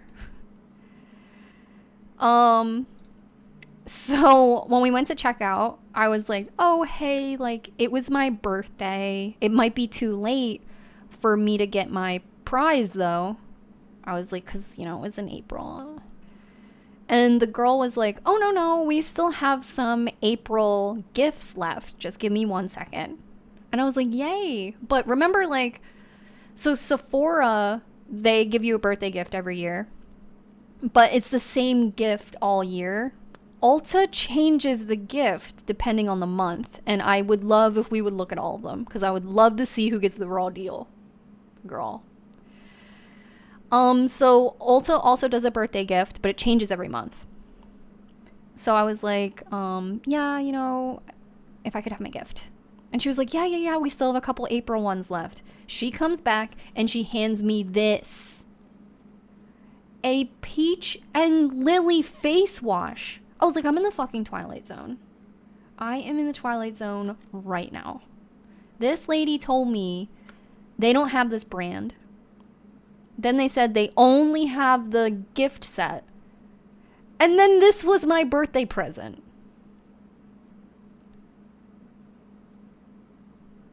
Hello?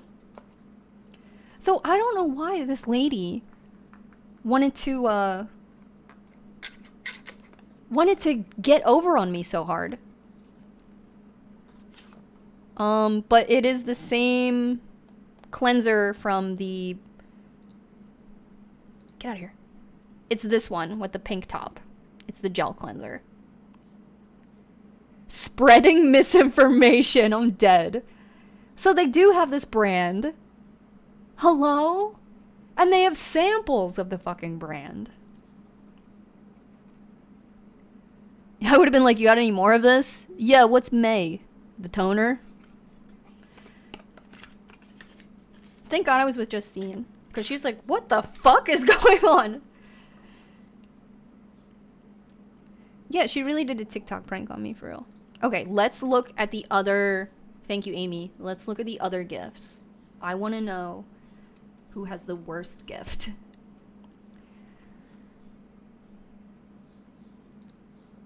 Okay, so this is...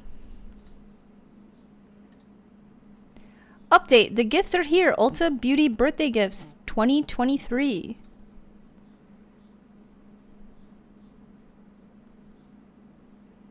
Oh, bro. Olaplex?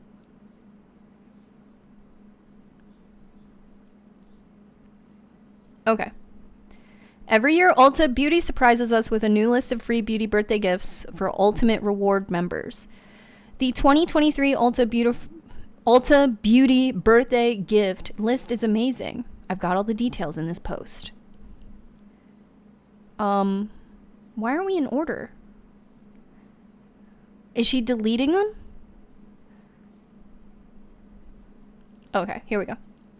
So January Ulta Beauty birthday gift is Dermalogica Multivitamin Power Recovery Mask. Is this for the hair or the face? I think it's the face. This face mask is packed with antioxidants and visibly brightens and moisturizes the skin while targeting fine lines. So write this down. Would you want this? I don't like masks. I'll do a sheet mask, but I don't like other masks.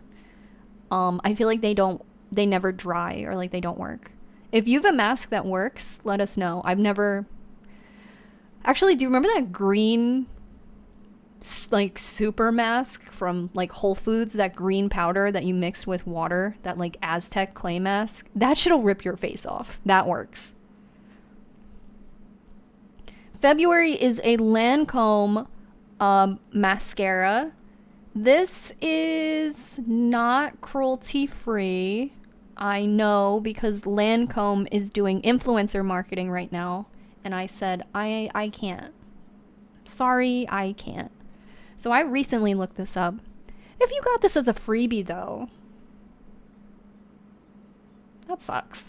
You could use it, but Lancome. I think Lancome is actually trying to like change their whole tune here, because they're looking for influencer marketing. They're giving their shit away at Ulta. They're like, young people don't want to use this old lady stuff, this old lady varnish. Still mid. Oh my god. When the chat calls Lancome mid, enough said. Jail. We move on. Okay, Ulta Beauty birthday gift, Olaplex number 8, Bond Intense Moisturizer Mask. What is number 8? There's too many Olaplexes at this point. They need to start color coding them. I like Lancome mascara. I'm sorry, Danielle. This one's for you. You can have mine. Actually, you know, rose gold? They're really trying.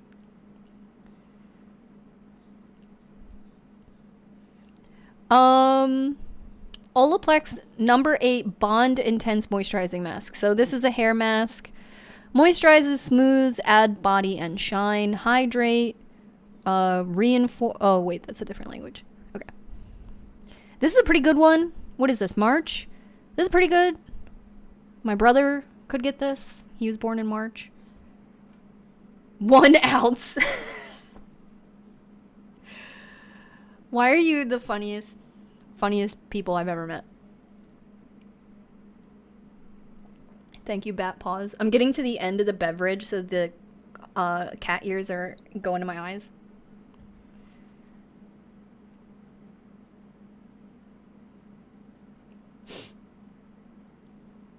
I've never used Olaplex, but I would love to show it off in my bathroom when guests come over. I use Olaplex shampoo and conditioner, but I've recently switched to Lush Solid Shampoo Bar.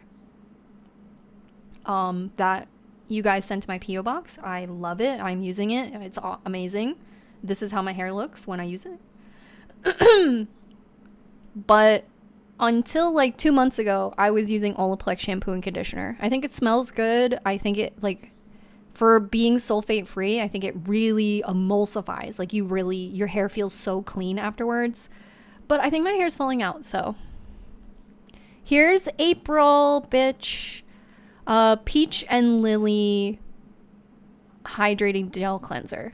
This is just fate. This is just serendipitous that this would be the thing that I got, and that the lady would even suggest that they don't sell this brand at Ulta just makes me feel great. So far, this is what I would want, but this Olaplex is a close second. Here they have previous April gifts. Mario Badescu facial spray. Before that, it was Mario travel spray. Before that, it was Clinique quick liner. Before that, It Cosmetics Confidence in a Gel Lotion. And then before that, Tartist's Quick Dry Matte Lip Paint. I don't know where I've been, but I haven't gotten any of this shit. I was growing out my hair, but I felt like my hair was starting to thin, so I buzzed it. Yeah, I think I'm gonna go shorter. After my COURT appearance, when you see me giving bob, it's because I'm finally free. So this is pretty good. Bumble and Bumble Hairdresser Invisible Oil Primer. I frankly think this is greasy, but like I just said, I only have 5 hairs on my head. But I think this is good value. Something you can actually use. You could just use a little. I like Bumble and Bumble products. Dry Spun is probably the best thing that they have and on the market. It's like dry shampoo, but not. It's really good. Dry Spin smells pretty good. But I do believe she is tested on animals. I forget. But R & Co, if you know R & Co hair products, it looks like this. R & Co.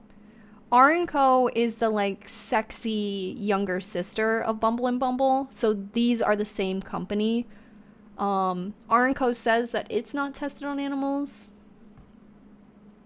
But Bumble and Bumble is the adult R & Co. So high fragrance, high end stuff. I use R & Co. Yeah, so Bumble and Bumble, they're the same company, kind of same products, but Bumble and Bumble existed first, and they created R & Co to like be more appealing to a younger generation, and it totally works. I love R & Co products. So if you got this, May, birthdays, you might be more familiar with R & Co, but yeah, this is a good product. It's heavy fragrance though, like R & Co is very perfume. And just a little bit if you have fine hair. So this is a flop to me. June, Lancome Advanced Genefaqui Night Cream.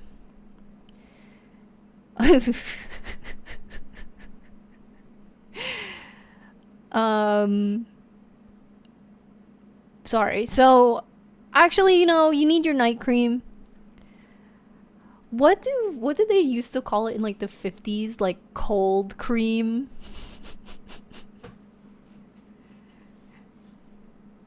Wow, we gems get garbage. Yeah, Pond's cold cream.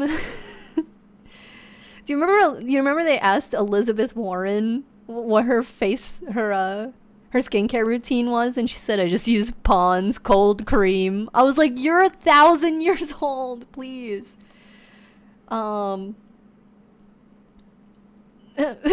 Hey Fox, we're roasting the birthday gifts that you get at Ulta if you're an Ulta member. And we're on June. What zodiac is June? Or what who is this? Is this a mean one? Gemini and Cancer? Yeah, furious. This is my cold cream. Lancome needs a rebrand now.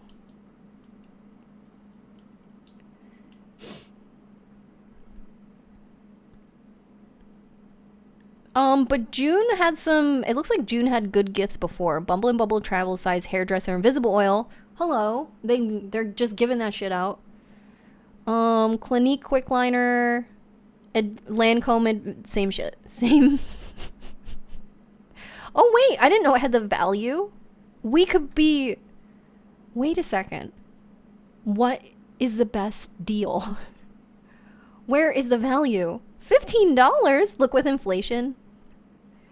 So this was 15. Mummy's gift was 10. Flop.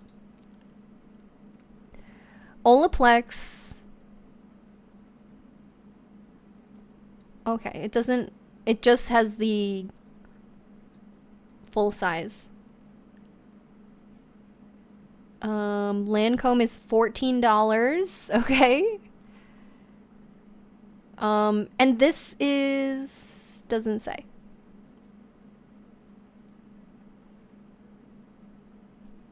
I think, so this is the best value? They do sell it this size.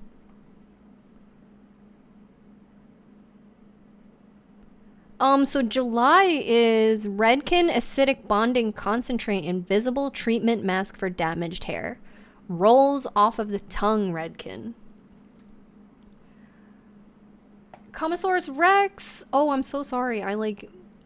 Hold on a second.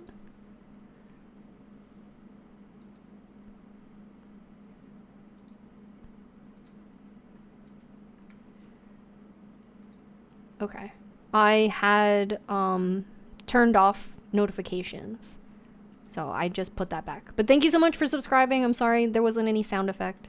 Swinging by to say hi. Yay for 10 months. Thank you so much.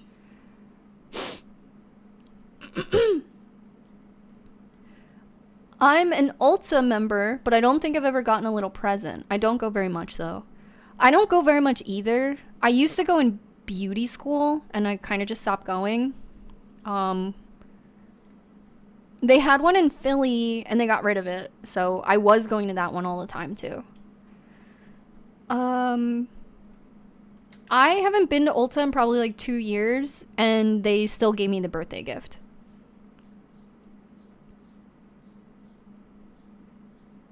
I just asked for it, and they just, here you go. Sephora, though, I think you need to actively shop at Sephora to get your gift, but you don't have to buy anything that day. You can just walk in and go, it's my birthday, and they'll give you a little. I got my Sephora gift. We can look at that too. Redken, are we cruelty free?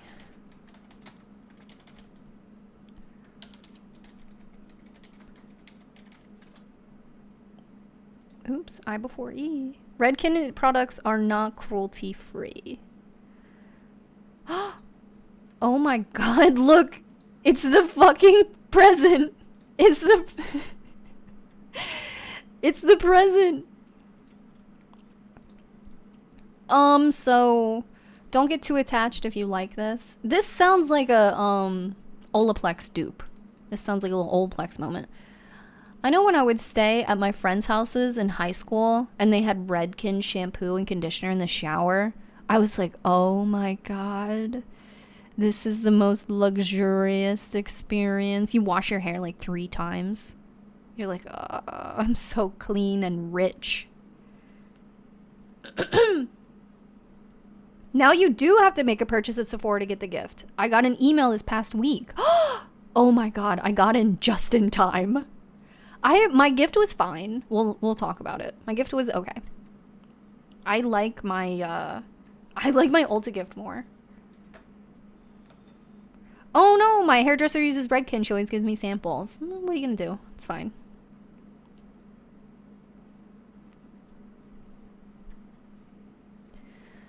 So, August is Tarte Cosmetics Tartelette Toilet Tubing Mascara. I think people like Tarte mascara. I've been using drugstore mascara probably for a long time now. Definitely since Beauty Gurus went extinct. That's probably about the time I stopped using expensive mascara. I use drugstore and I like it a lot. But I think I liked Tarte mascara. Don't they have one that everybody likes? Yeah, I would use that. What is tubing mascara? Good question. Do they just mean that it's in a tube? Tartelette. Toadette and Tartelette. Tube time, baby. I used Tarte once and it was really flaky and dry. Yeah, it's because they be using all those natural ingredients. You're like, knock it off. Stop using all those oils. I did my own makeup for my wedding and I loved the Lash Princess mascara. It was so good for like $5. Oh my god. Did you buy it because it was such a magical name? You can't have a bad wedding if you're wearing Lash Princess. How beautiful. That's great. Doesn't tubing mascara come off easy? It looks like the tubes are coming off your eyelashes. Is that what tubing mascara is? Gag, Ulta. Who wants that? I don't like this. I don't like this. That's half of that's too big. It's too big. I don't even my eye. That's way too big. I'm sorry. That's too much.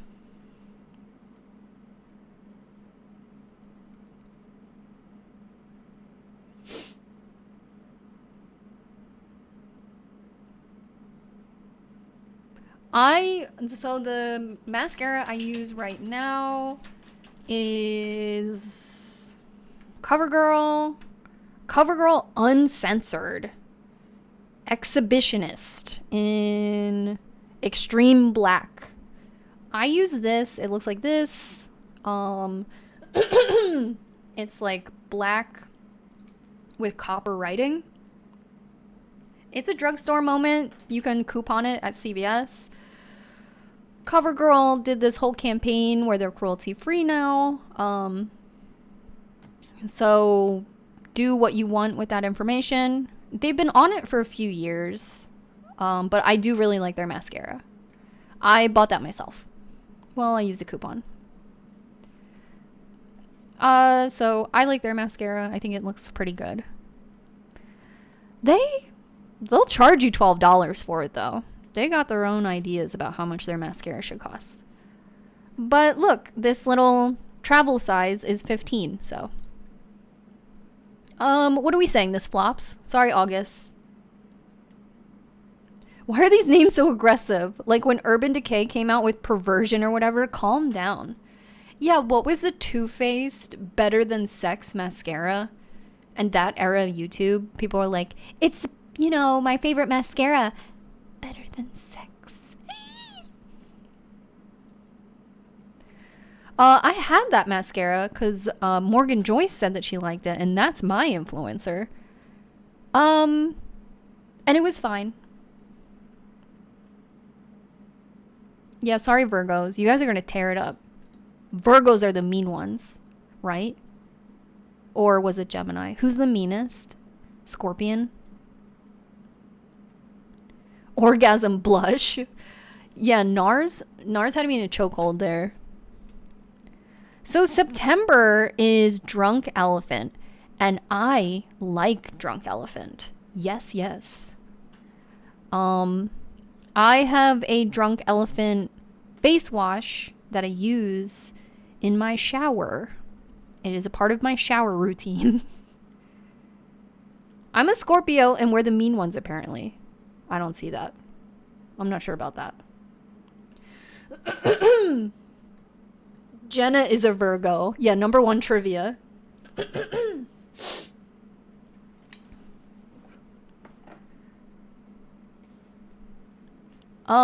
So what is Proteini polypeptide cream? Okay, so is this a what step of your face routine is this? The last step? Is this cold cream? Drunk Elephant Proteini polypeptide cream protein moisturizer combines single peptides, growth factors, supportive amino acids, and Pygmy Water Lily for immediate improvement of the appearance of skin's tone, texture, and firmness. $22 value. Okay, September. Getting yours. This is the best one so far. I like Drunk Elephant. I just think it's really expensive. I have their face wash and I got it as a birthday gift from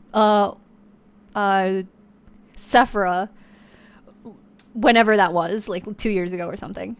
But it is really good.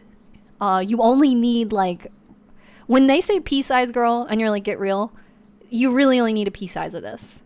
The face wash at least.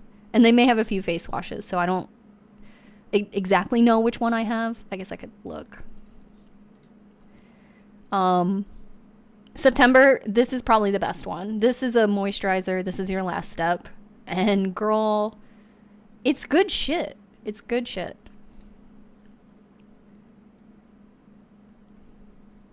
I didn't know Ulta had Drunk Elephant. I thought that they were like at Macy's.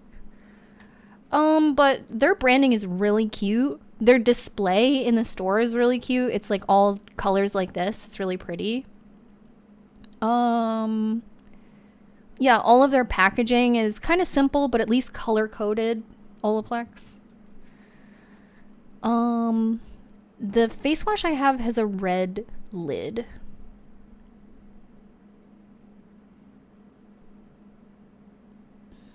Or is this it? No. Might be this, and just the package I have is from another time. Is this it? No.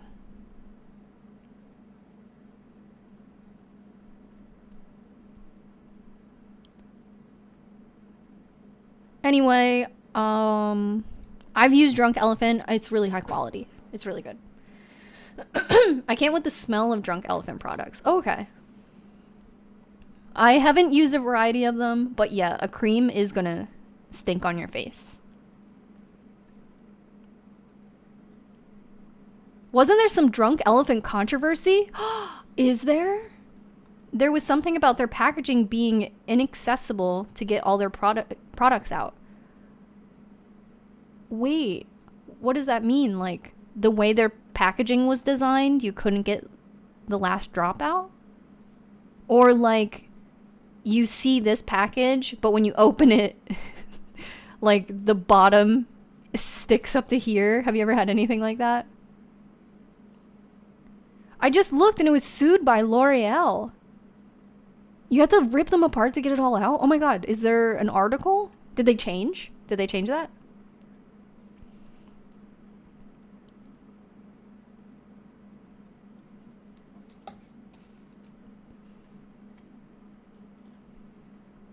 I love when brands, like, their packaging is fake and it has like a false bottom. I love that shit. It's horrible, but I love when they get caught. If there's tea, we'll look into it. Tula, Tula is skincare. Tula Skincare, the cult classic purifying face cleanser. Is this a gel? Removes dirt and impurities in makeup without stripping or over drying the skin. Gently exfoliates and refreshes the skin, leaving it purified and clarified. So we're all using exfoliator 1 to 3 times a week now. So this would be a 1 to 3 times a week moment. Never heard of Tula. Maybe they rebranded. I don't recognize the packaging. Previously in October, though, you got Olaplex number 3. And Olaplex number 3 is fire. That's what you want. You don't want number 8.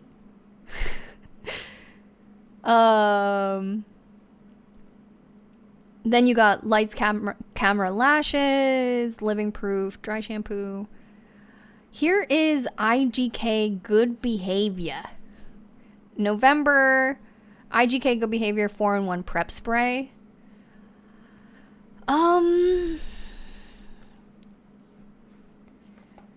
Giselle might know more about this than I do. I've never used IGK. I think it's a salon brand.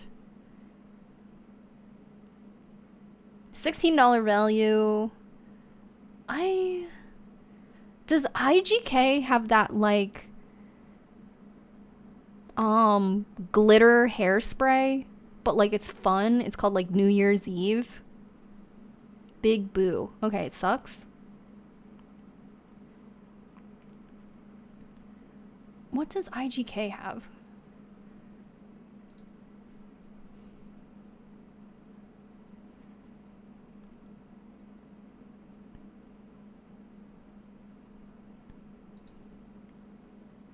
Their dry shampoo is amazing.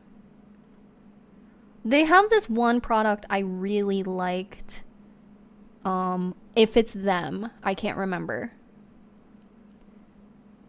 First Class Charcoal Detox.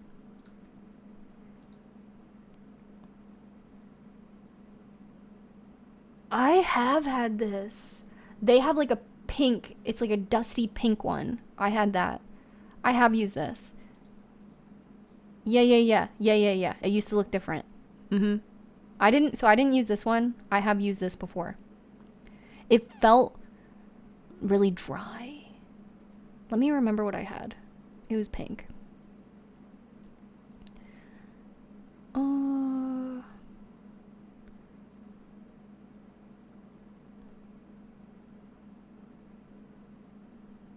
I had this jet lag dry shampoo.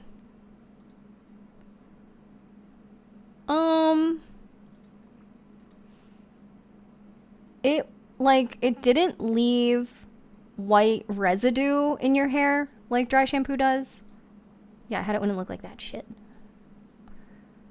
I just didn't really like it.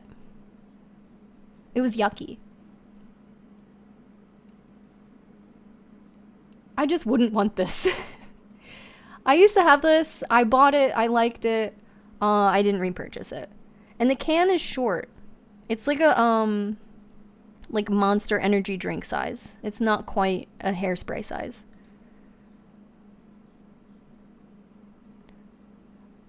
They might be R&Co competitor, or are they R&Co or something? I'm pretty sure they have like a New Year's Eve like disco some shit hairspray that is just glitter, and I actually like that. But we used it in my salon because someone got it in their like Sephora birthday thing, and we would have it at the salon if we were doing an updo, and it tended to last. I feel like we got a few updos out of it.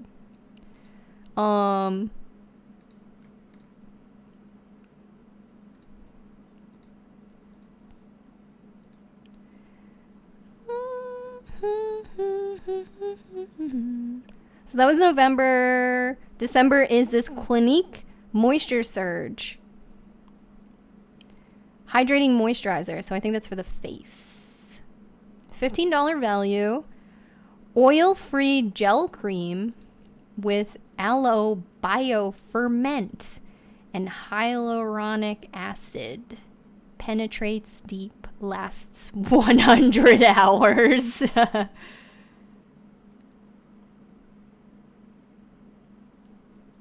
Okay, slay. So what would you pick? Would you pick your month? I would pick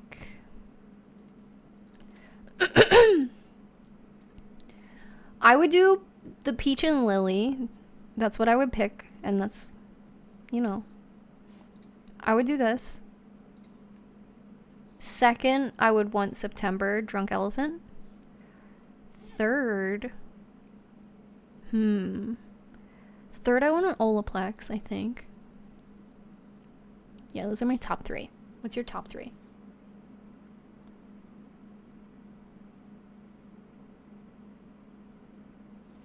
I'm content with the October gift, but I want to try Drunk Elephant.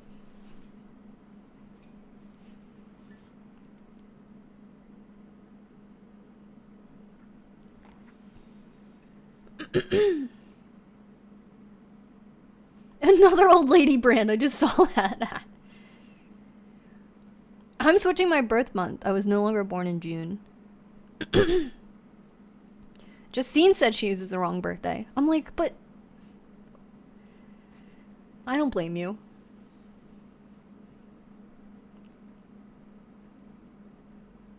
Okay, now we have to look at Sephiroth's birthdays. Earn 2 times the point during your birthday month. I missed that. Do they check IDs? No, I think just when you sign up for an Ulta loyalty card, they ask you for your birthday.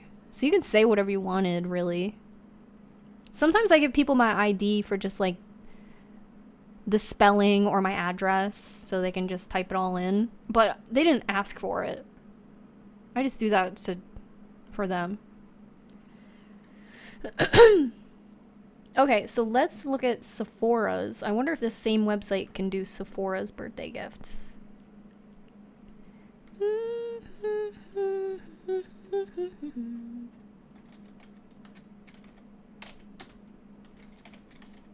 I just spelled Sephora like whore. Okay. Sorry guys, I ran out of beverage. Okay, here we go. This is Sephora's 2023 birthday gift. So when you go there, you can pick whatever you want. And then if you are Rouge, if you are Sephora Rouge, you get a bonus. So I was Sephora Rouge forever until COVID, and I was so mad that they took all my points away that I don't shop there anymore, but that's a personal grievance. So the first thing that you can get is Dior fragrance birthday set. So you would get 2 sample sizes of these Dior perfumes. Now, you may not know this, but I love perfume. And I usually get this thing in the mail that is all of the upcoming perfumes coming up and the like little paper flap and you can smell it.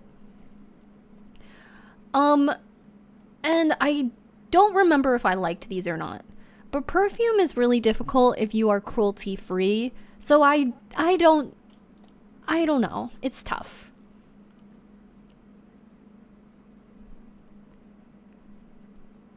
How do I get the free Dior birthday gift? I think you just ask. So this is Glow Recipe, and this is a K-beauty brand.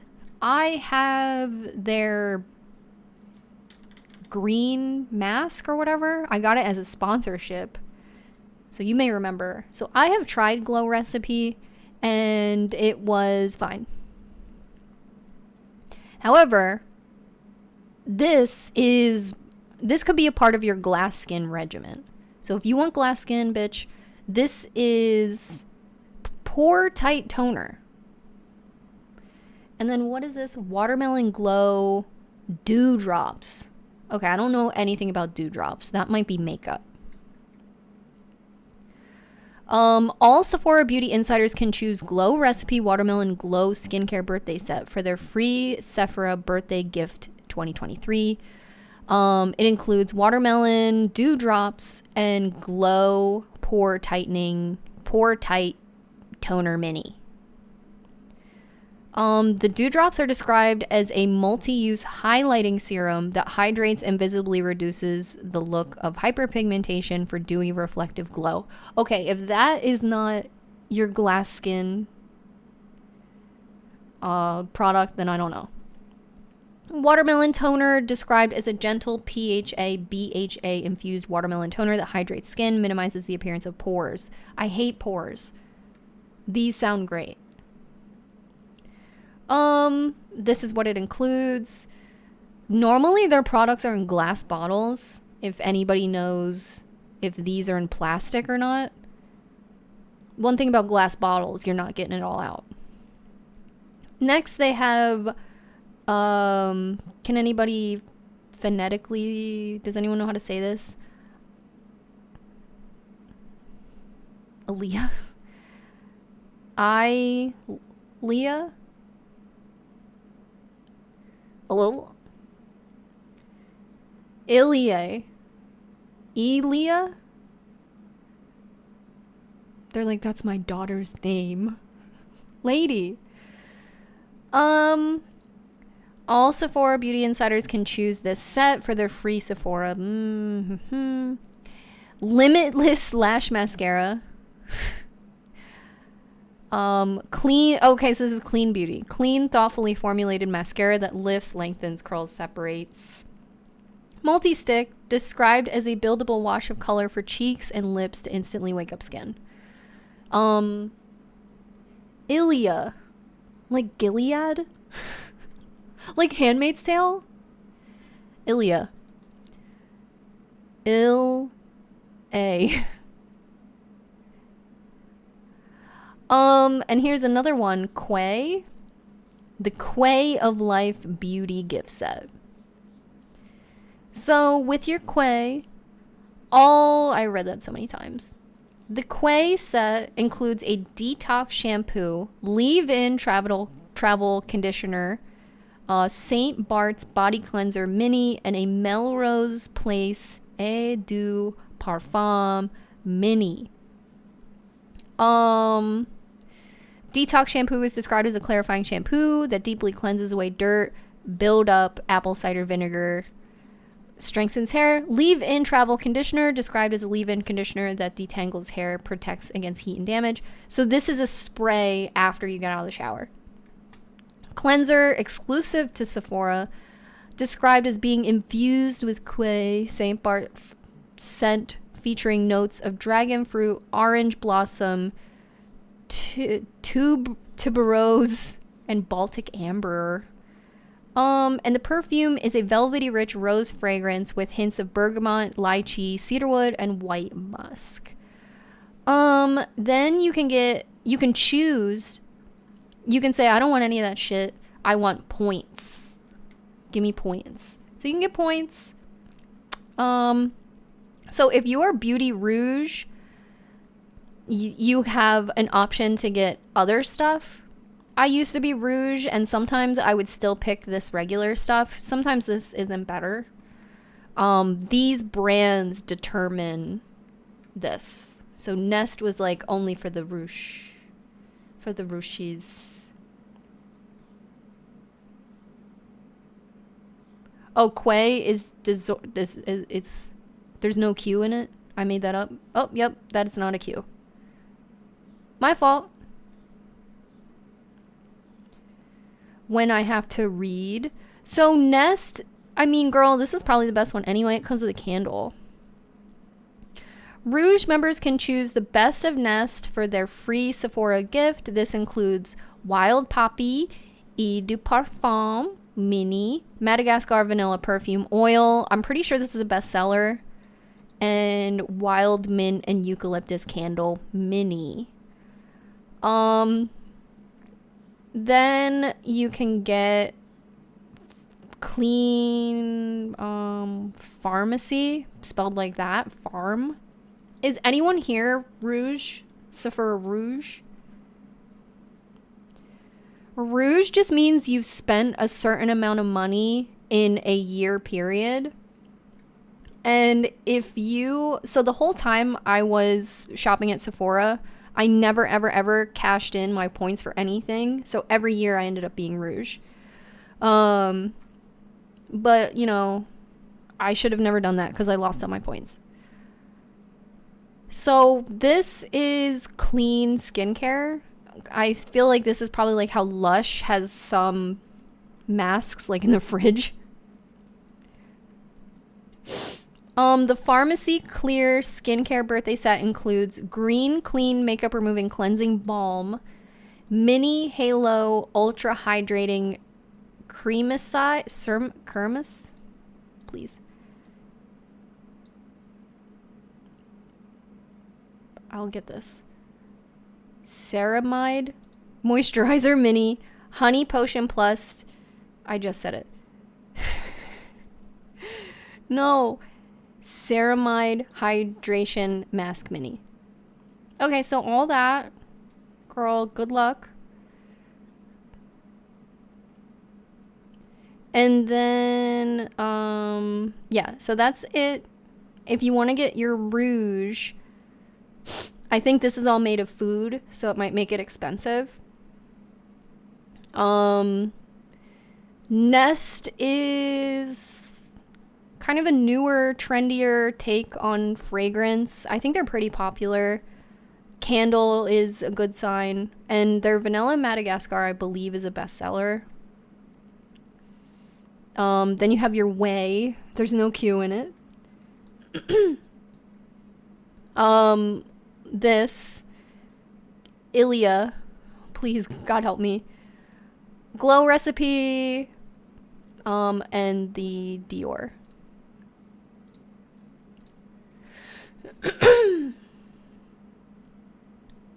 I love fresh face masks, but I'm bad at remembering. Yeah, it's almost better to make it yourself.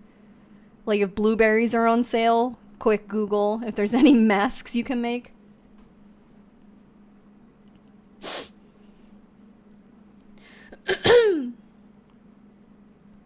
So what would you guys pick? I'll let you know that I picked the Way. I picked this set. I really liked the fragrance notes of this perfume, but now that I own it, I don't think it mixes with my chemistry. It comes off really floral, even though I'm pretty sure it isn't. Like it said it was bergamot, which is my favorite note. The Glow Recipe I think is awesome. I have tried their brand before and it's nice. But yeah, I picked Way. I like the detox shampoo. I don't always need it, but when I need it, I need it. So I feel like that's a good thing to have a small version of. And I haven't used the body wash yet. I used the leave-in conditioner today. So I am going to grab a new drink before I die, so you guys can discuss amongst yourselves which one you would pick. I'll leave that screen right there.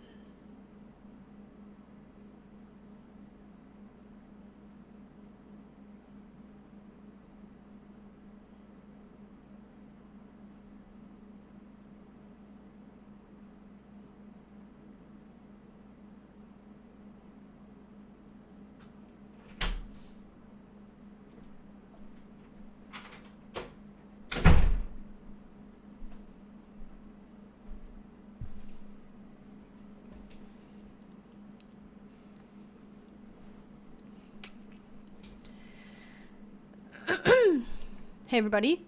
Okay, so that was my weekend. It's almost... Okay, so it's 1 o'clock now.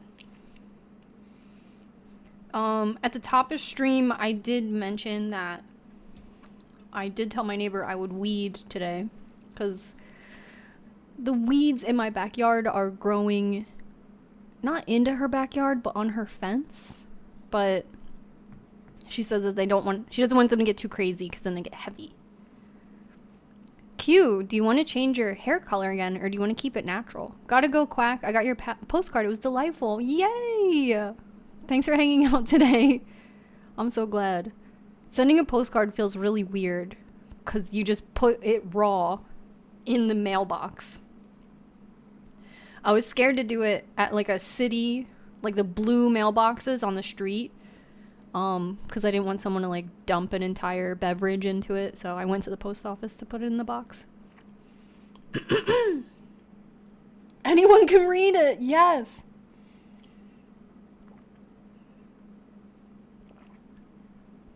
I always put postcards in envelopes. Yeah, I feel it's the same cost of postage, I guess. I loved my raw dog postcard. Hell yeah. Yeah, that was like, I was really like, okay, I guess. I'll just die, I guess.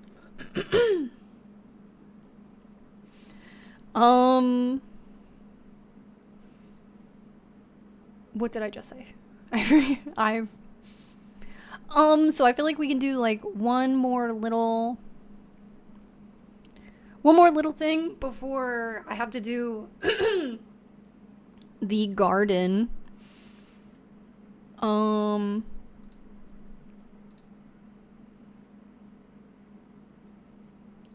my old job, I used to send appointment reminder postcards, and it was my favorite part of the job.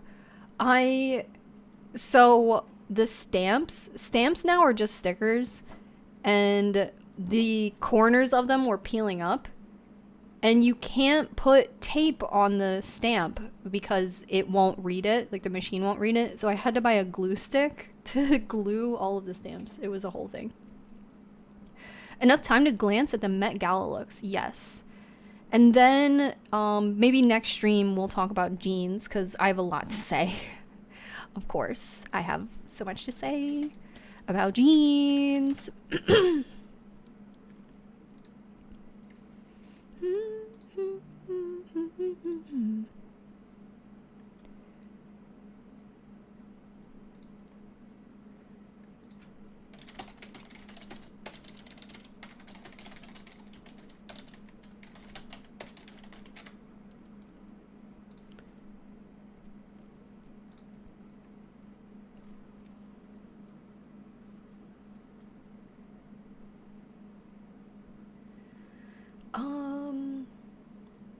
We posted it on my... Wait. Do you guys want to talk about Taylor Swift?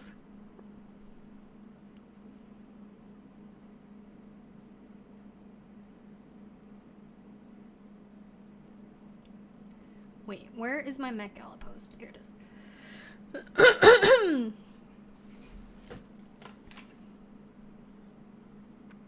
Did anyone play Mail Time yet? I bought it on stream. It's adorable. I love it. So I was going to buy it, and I read the reviews last night, and a lot of people said to wait for the first update because it has a lot of glitches. Did you experience that? Did it feel buggy?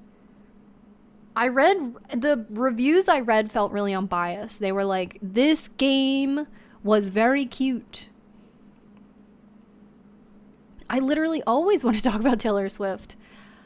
Okay, so let's talk about Taylor Swift really quickly. Let's pivot for a second. Let's talk about Taylor really quick.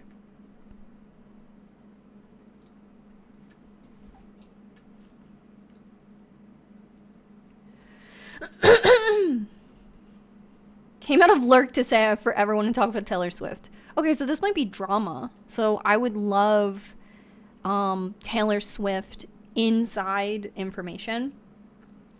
because I know that Taylor is on tour right now. Can I call you Taylor?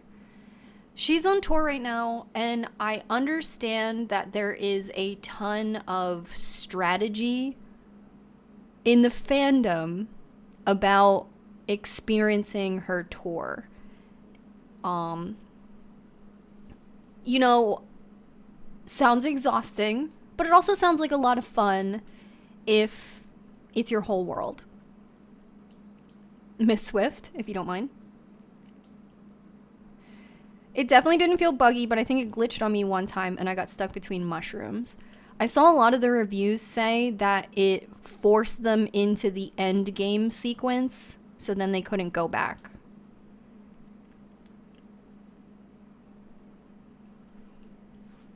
Okay, so this is what I want to talk about. Did you guys see this tweet where it said they had pictures of Marjorie? Oh my god, Taylor's face when she notices I'm crying. Oh my god. Shh. So see these people with white little sheets of paper? This is Taylor's grandmom who passed away. Can any Swifties fill us in? Sorry, I took a bite of bagel.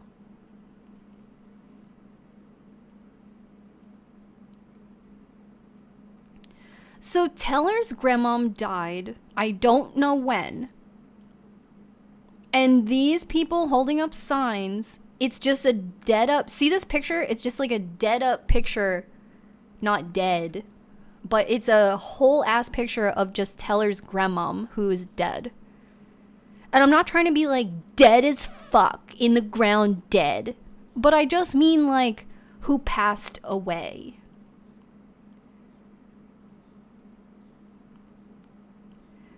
So her grandmom didn't pass away like last summer. Her grandmom's been dead. Right?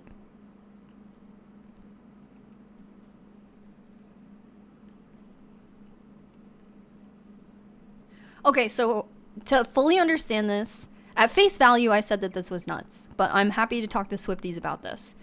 So Taylor's grandmom has been dead, and these fans, look how she's just holding it up like this.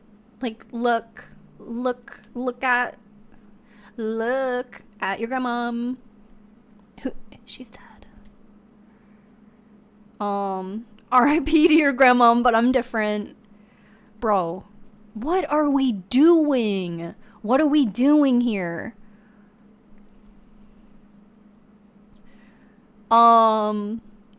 This is very strange. This is very strange to me. I think that this is psycho. Some of these, like, okay, if you're a kid, but I feel like the backs of some of these heads are grown adults. Let me, like that's a kid. That's okay. A little. It's like not okay though. Look at her. I don't know. This is an adult. Okay, that's an adult. The waving it like, did you see? Tell her, did you see? You walked past mine.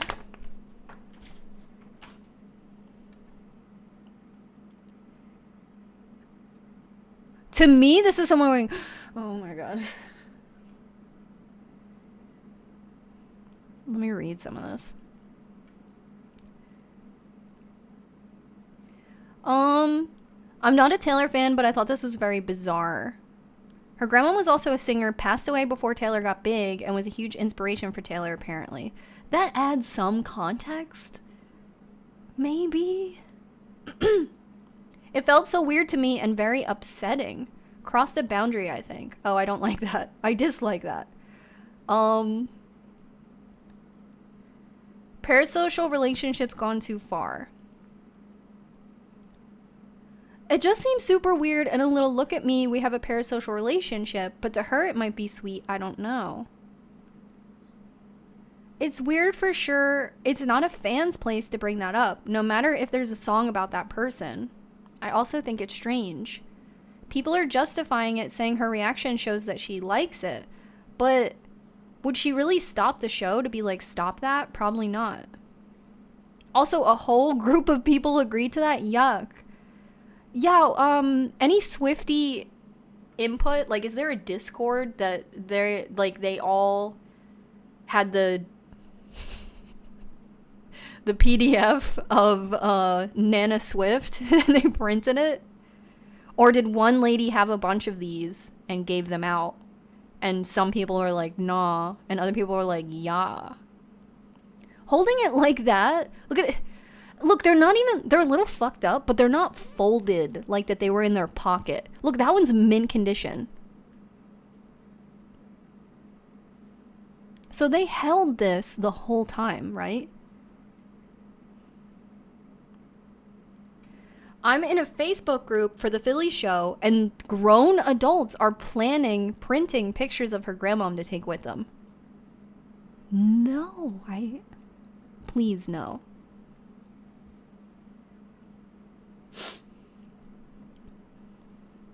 Imagine working checkout at Target and someone walks up with a picture of your grandmom. I don't know. Has Taylor ever had... Because I know when she's upset, doesn't she go on Tumblr and she's like, hey. Has she ever been like, no, maybe not. It's not a fan's place to even have a pic of her family member. And then what do? They throw them out when they're done. That's worse. Bro, when they were finally done with this moment, they put it on the floor and everyone fucking stepped all over it. They were like, well, I'm done.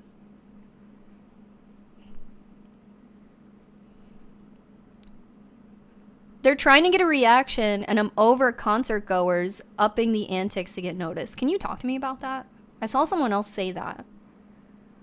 Like, every show, is there like a theme in the... Because I went to a K-pop show and I thought all of the fan service was really self-contained.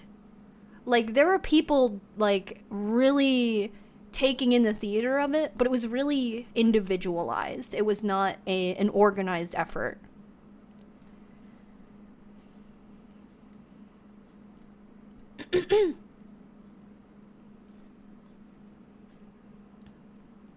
Like, what do they hope happens?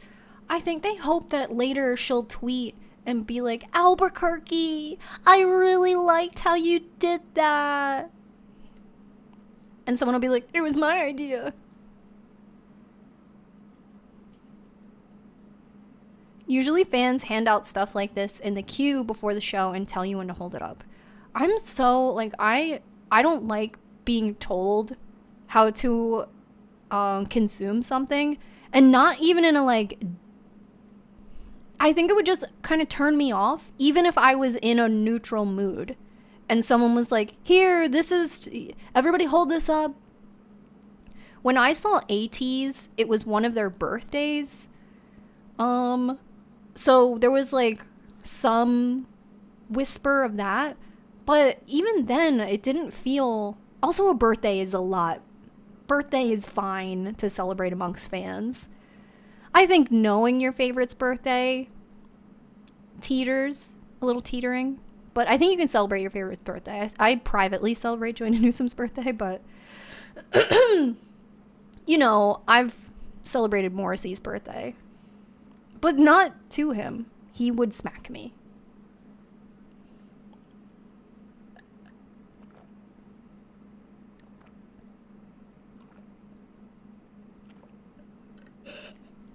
Fox. Imagine going to a sports game and something and holding up the star player's dead family member instead of saying "Go Birds." She cries when she sings the song sometimes. Like, why are they making it worse by being weird? That's what my comment was. Like, you want her to grieve? You want to induce her grief? Are you crazy? Q is going to the Philly show just to jujitsu some of these pictures out of people's hands. I couldn't get tickets.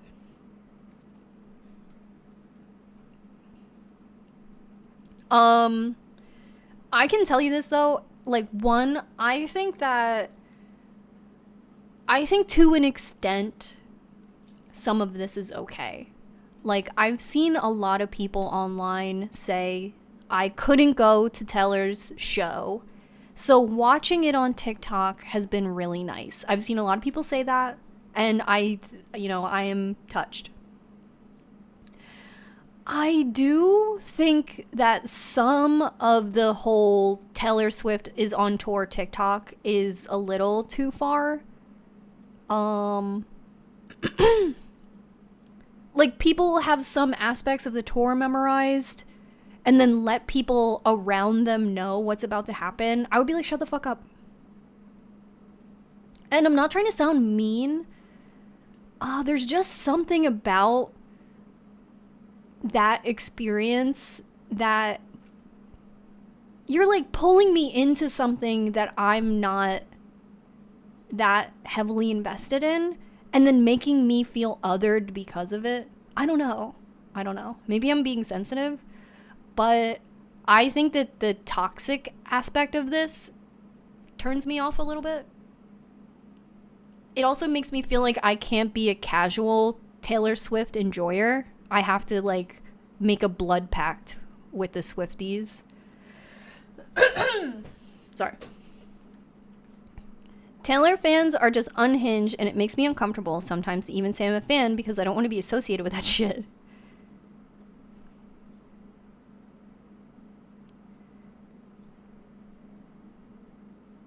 No, this tour is her first time Margarine, the song, is being performed, so this is a recent idea people had, not like a long-standing Swiftie thing, I think. People take this shit too far, honestly. Every show does not need a moment with fans. I hate it. I love Harry, but he needs to stop looking at signs and talking to these people with signs. Like, I got divorced to be here. Like, stop. Mama? Like... Yeah, the TikToks are really unhinged signs that fans wanted Harry Styles to react to a few months ago blew my mind. People shove the wildest shit at their favorite artists.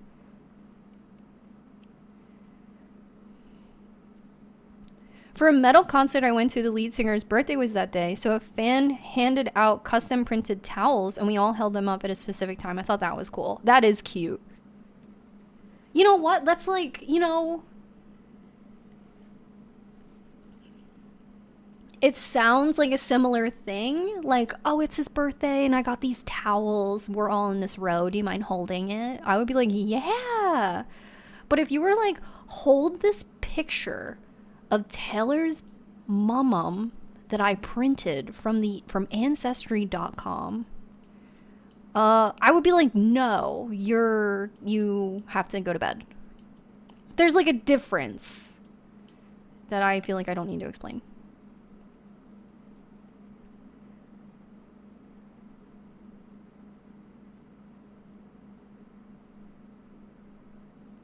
My favorite band isn't like huge, so I feel weird doing fan behavior a lot of the time.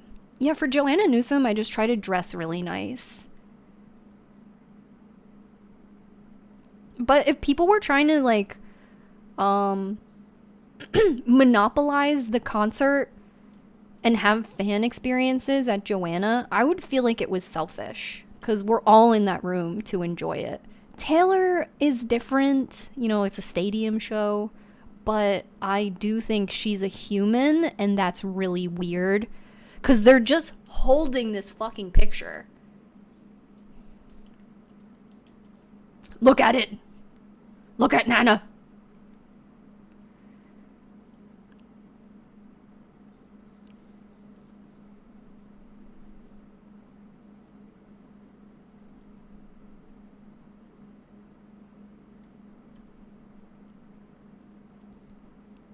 It's very much giving I'm better than you because I've seen her in concert a bunch of times. Let me make sure you know how much better I am than you by spoiling what's going to happen next. Yeah.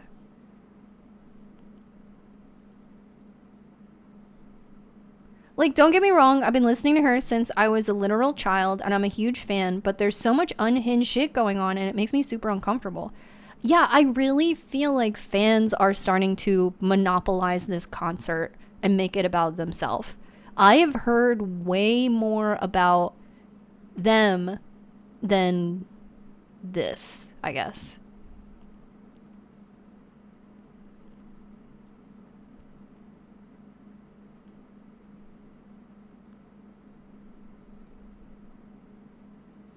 I've seen my favorite musician about 50 times, and in the past couple of years, the live experience has changed so drastically because of fan behavior that it's genuinely hard for me to enjoy shows now. It's really weird.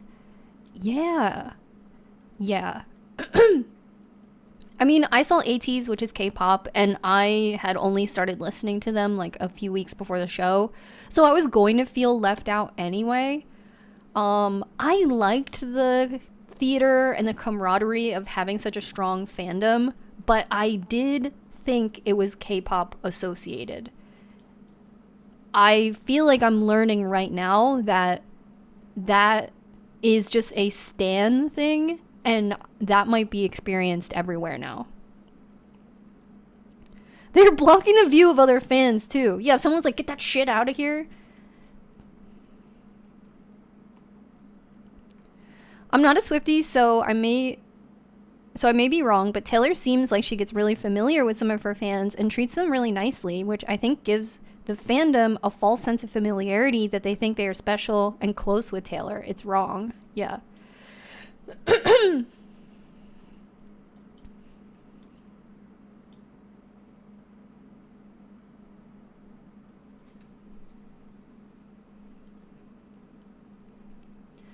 Yeah, I've seen so many videos of this online, and I don't want to attend concerts anymore. I feel like it's hard to have a fun experience at them now because of behavior like this.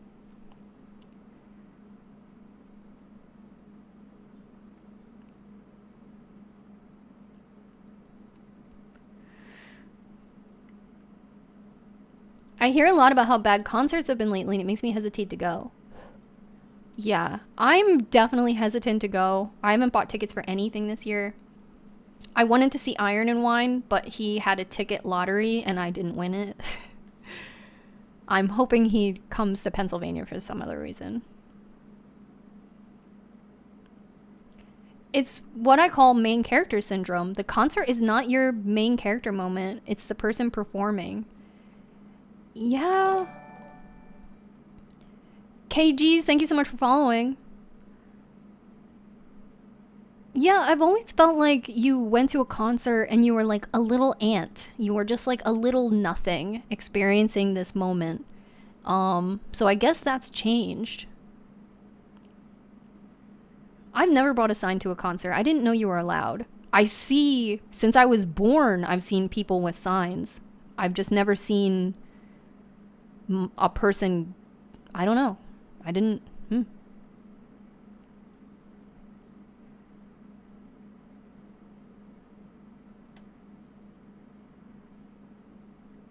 So I want to say one thing, and I don't want it to seem ungrateful, but when I saw this thing with Taylor, I had a meet and greet a couple years ago, and it was a couple months after my friend had passed away.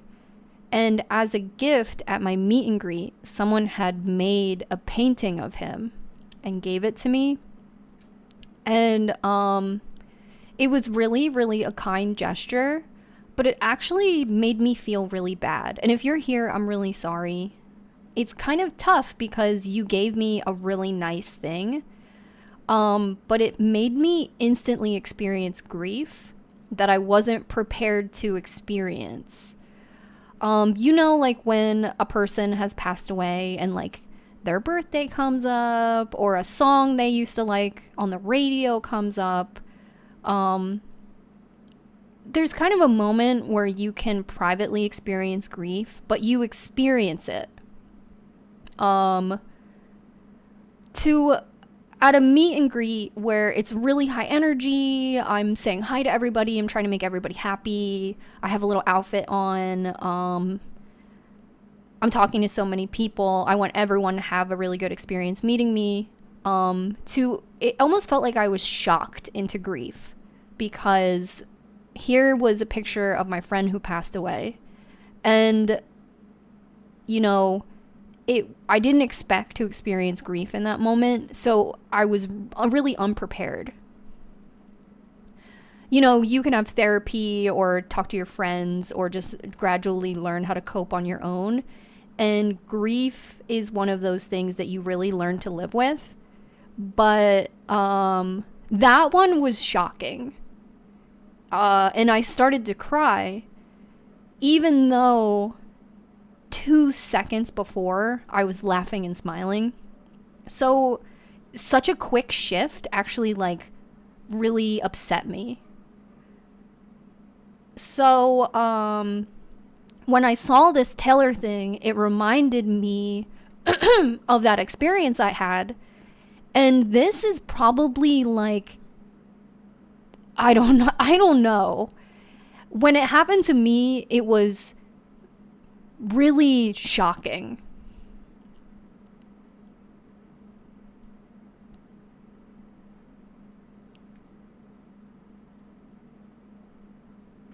Um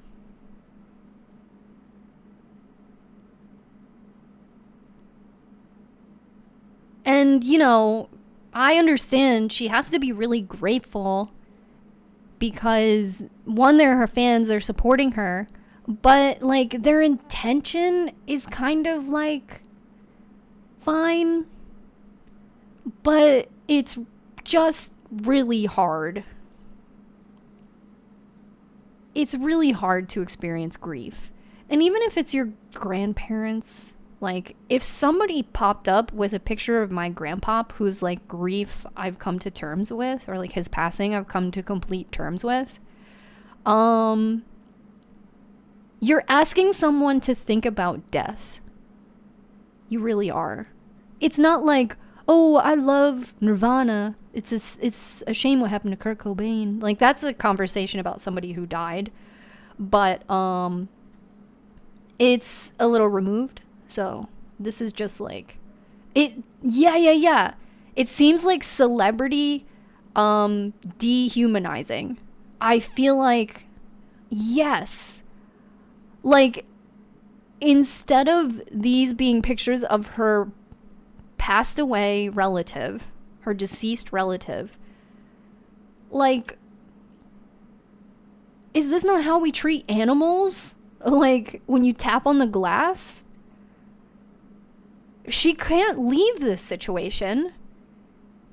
She has to keep being nice. It feels inhumane. And, like, oh, let's tell her. It's just like, I don't know, this is like really deranged. This is demented.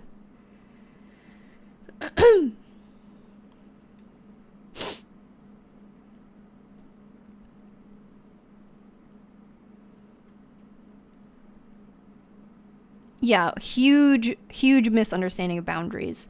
The boundary is so insanely crossed here. See that, like, I'm not gonna be like frame by frame body language. But I feel like, I don't know. I can't tell you if she appreciated this gesture or not, but I can tell you that it's psycho. These people in this front row here, I feel like are psychotic. I don't trust them. I'm scared of them. I'm scared of all these people. Like, I'm not trying to be funny. Like, that's really scary that you did that.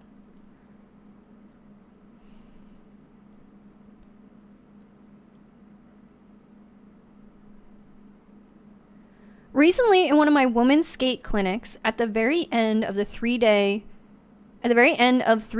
one of the women came up to me and told me she was my best friend. She was my best friend's who's passed away cousin. We had a great moment, and I was happy that she waited until the end because it brought up so much for both of us. We needed that private moment.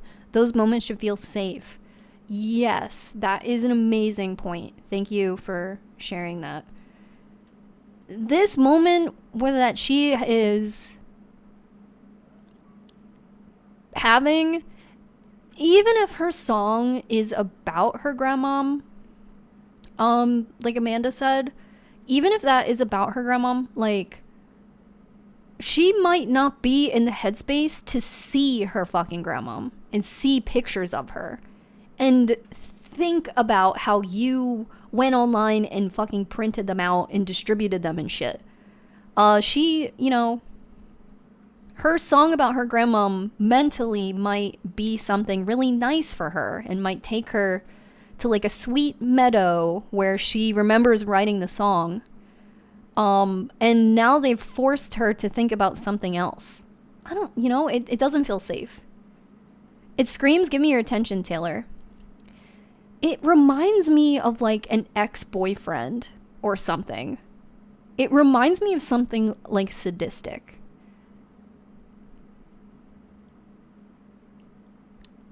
These people feel like they're a part of Taylor's grief and they're not. Yeah.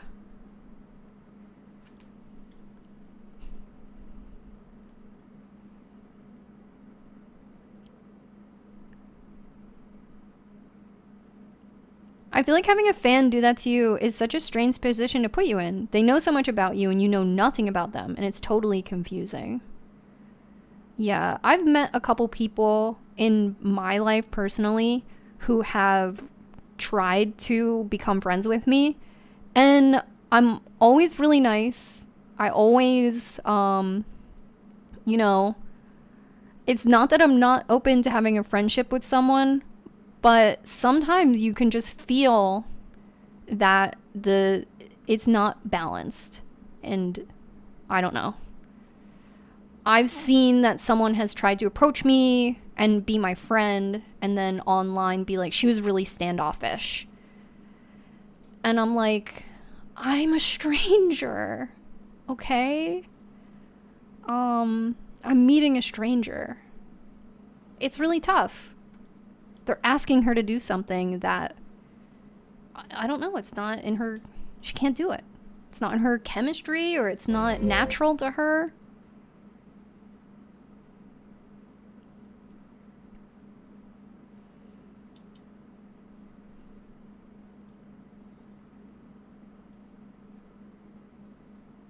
I'm gonna see Harry at the end of the month, and I honestly can't with all the signs.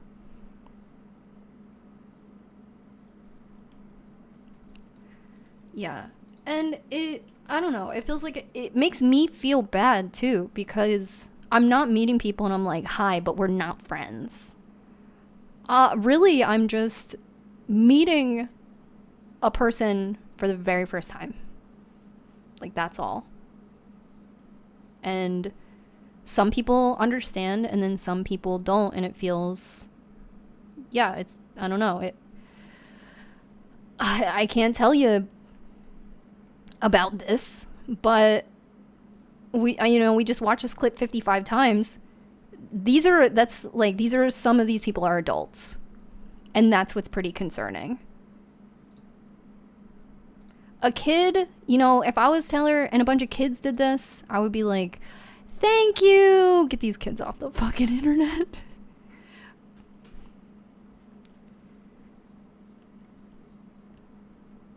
Imagine having a weird interaction with a fan in front of thousands of people and then it's posted on the internet. Good Lord, can't cope with meeting like two new people. Exactly. Like, I can't tell you if she appreciated this or not. My commentary is about these people who put her in this situation. So I don't know her isms. This could be genuine. But no matter what, she could have not, if she was even one of those, because people are like, no, look, she's smiling. She liked it. See how her shoulder is? So she had to give the performance of the lifetime in these 10 seconds. Because if she didn't give this, if she was even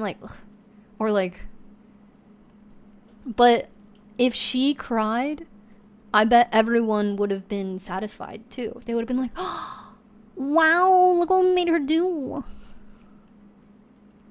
I hope this hasn't started a trend. Yeah, now they want to make her cry. Like, I really think if they got a bigger reaction, they would have been even more satisfied. And what's bigger? Crying.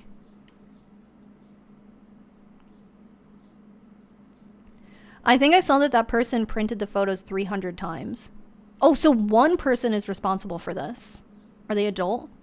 An adult?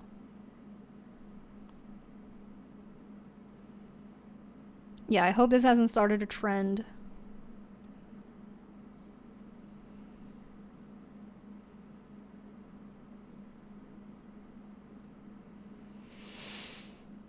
So is there a TikTok of one person who's like, this is a great idea?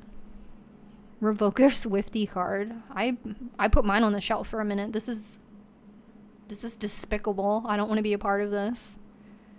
Maybe at the Philly show she'll tell the guards, like, no pictures of Nana. I hope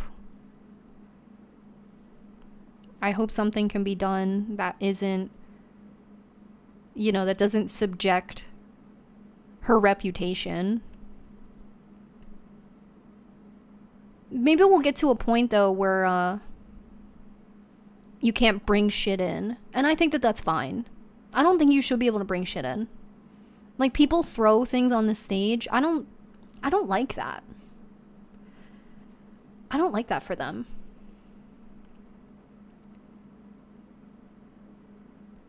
I found a pic of the signs. They say Project Margarine at the bottom, and it's a pic of her. Good God, there's a hashtag? Should we look at it?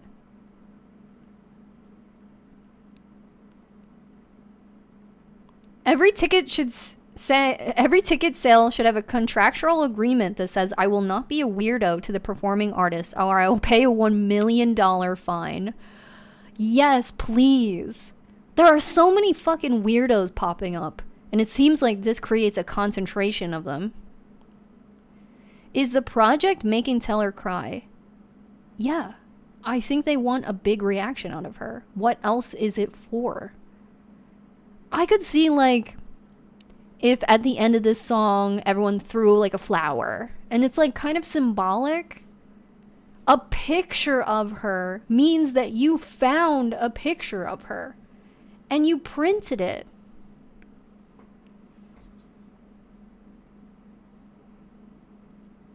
Someone threw Skittles at Harry and they thought he would catch them in his mouth, but they literally hit his eyeball. Why would he eat from the audience?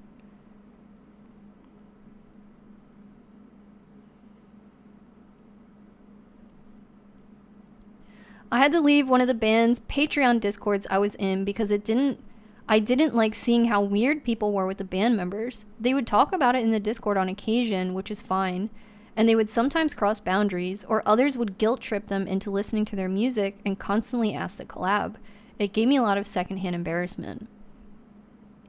Yeah, you feel like they're trying to leverage their position as a fan. They're like, well, I'm your fan. And I'm like, so are people who have never said one word.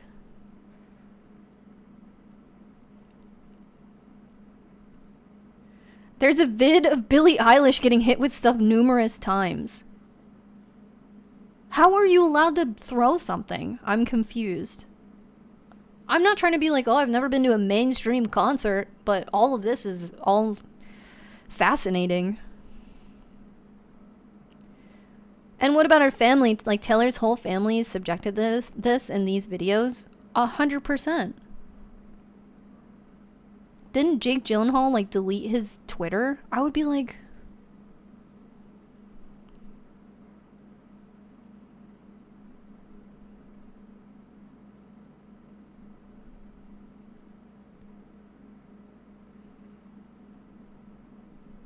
Panic fans would throw things on stage and get mad that he wouldn't keep them. Like, you can't expect someone to keep every item.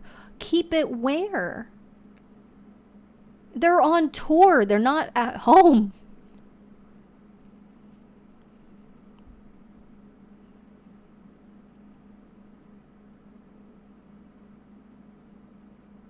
Oh, I found an article about Project Marjorie. It looks like the person who printed out the photos made a TikTok about it, but now it's set to friends only. Because it's psycho. It's so psycho.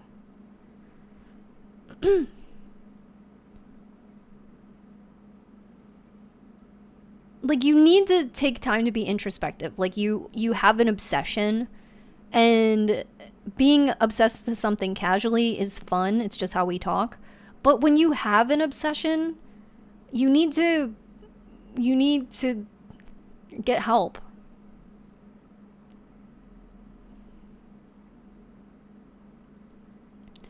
I'm glad you brought up Jake Gyllenhaal because someone brought a cardboard cutout of him and was passing it around during All Too Well. Taylor's nicer than me, man. I would tell the securities they can't bring in shit. They better not bring in shit. Not even a water bottle. You better buy a Pepsi, bitch. Bringing around this cardboard cutout. Where'd you get that? That was $40. Where'd you get that? Are you kidding me?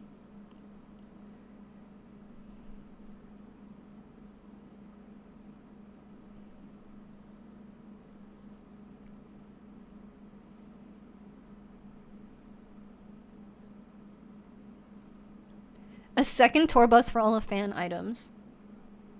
Okay, Batty, should I click on this? I'm scared. Let me review it.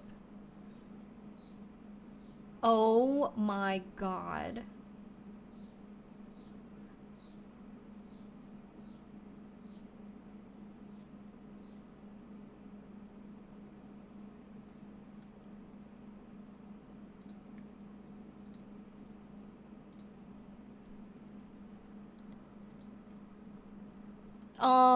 I don't know what this says.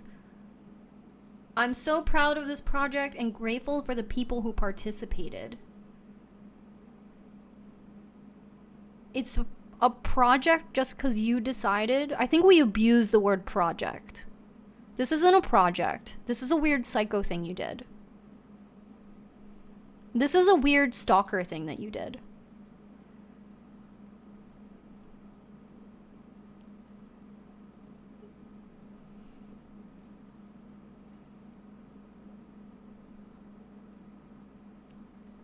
It was huge too. I don't even know how they were allowed to bring it in. When I saw it, I was shocked. The cardboard Jake Gyllenhaal.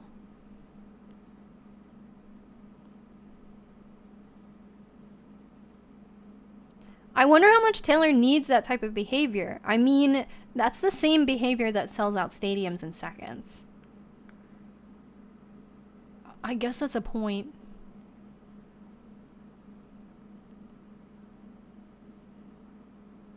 Oh my god, her username is printed on every one? And it's a little Taylorism anti-hero. Oh, that's a good username.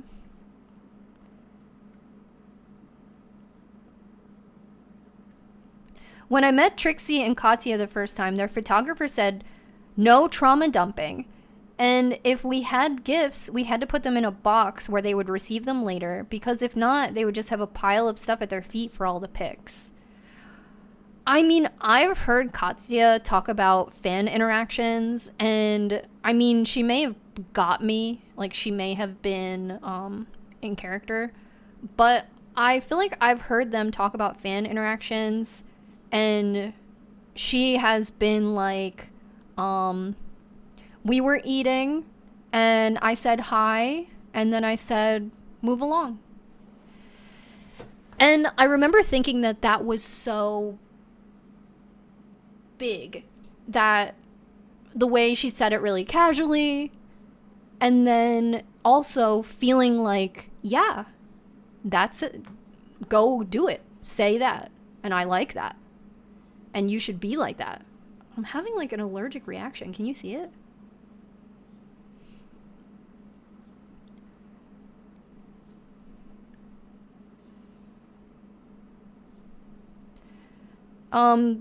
Don't people send death threats to the alleged partners of K-pop idols? Yeah, don't they have to be single? And like their relationships have to be super secret? Calling drag queens by their government name is another weird fan thing. Like, okay. Oh, you know it?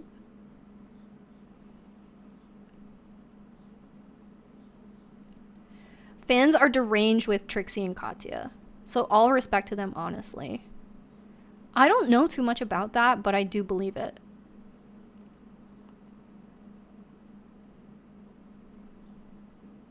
It's the goat gel. Yeah, I think I'm allergic to it. Did I meet Katya? I didn't.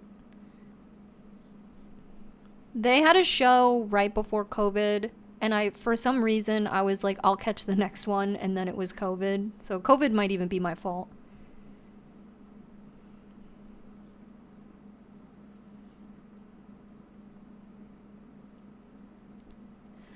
Yeah, that's a good point. The idols might not even be allowed to be in relationships. Yeah, I wanted to talk about this Taylor thing. One, because like I need your guys' help with some pop culture stuff that I don't know. Um, Together we're all one brain that kind of functions. Because I wanted to talk about it and to John, he'd be like, "They're crazy," and then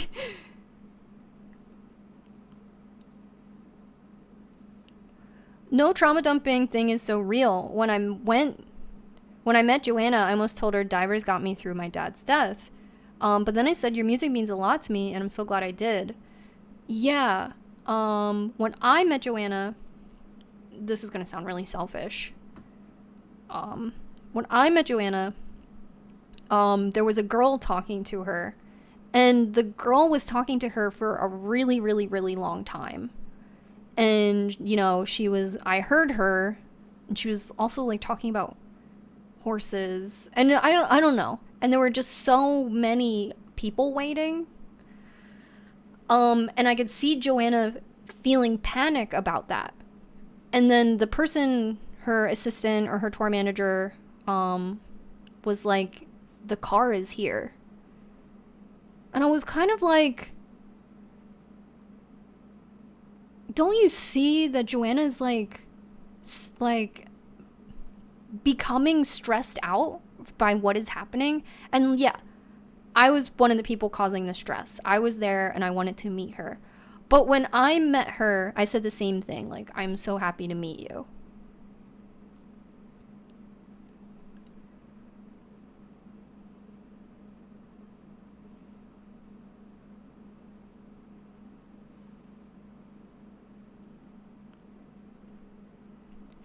Yeah, I feel like if I have another meetup, I'll probably figure out like a cute way to say no trauma dumping. I don't know. Like, I had one meetup where one person just told me something really fucked up, and to this day, I remember every single thing they said. And I just like it puts a lot of information in my mind. That is it's just difficult. Like, I don't know. And I feel like,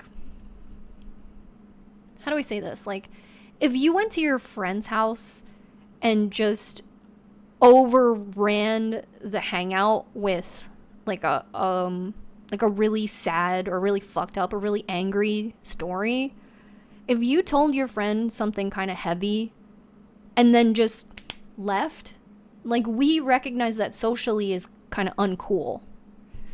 I don't know all about like new, like, the whole like self-care approach where you message your friend and you're like, are you able to hear information that might upset you? Do you have enough emotional battery to process something I'm about to say to you?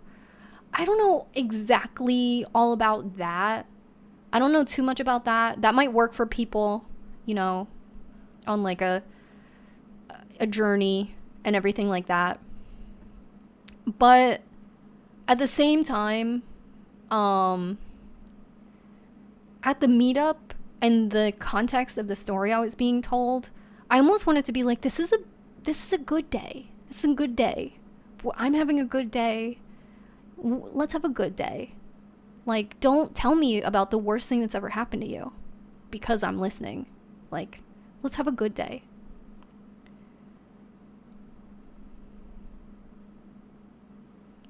Yeah, I could tell that this person had this heavy thing and they wanted to tell somebody, And they related that to me because at the time that something tragic happened, they were watching my YouTube video. And it's nice that I was there for them. But at the same time, yeah, that's all you really have to really tell someone. Like, you know, I'm so glad that I had this thing, but yeah, I don't know.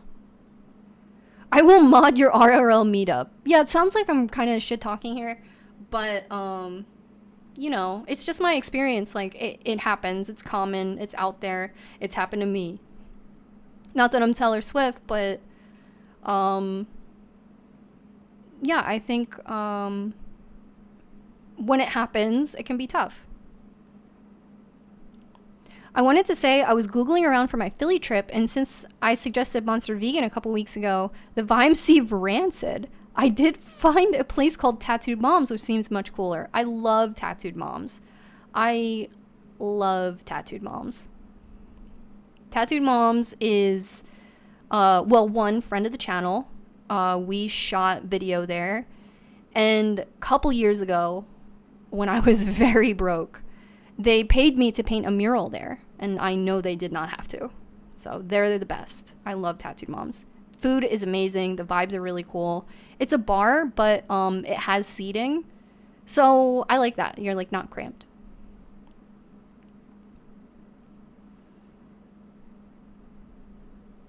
To be honest, I used to date a trauma dumper. He did it because he was lonely and desperate and also unable to put himself in other people's shoes and see why that makes people uncomfortable. Sometimes I tell my boyfriend that I can stop the conversation if it's too much. Yeah, I say that.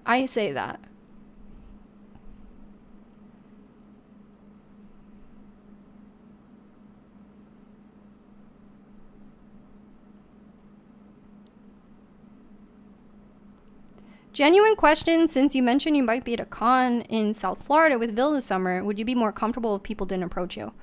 No, I actually don't feel that way. I like meeting people. I like talking to them. You know, sometimes like I'll be somewhere and then I'll get a tweet later that was like, I saw you. But I'm not against any of that. I just like any person, like, you know,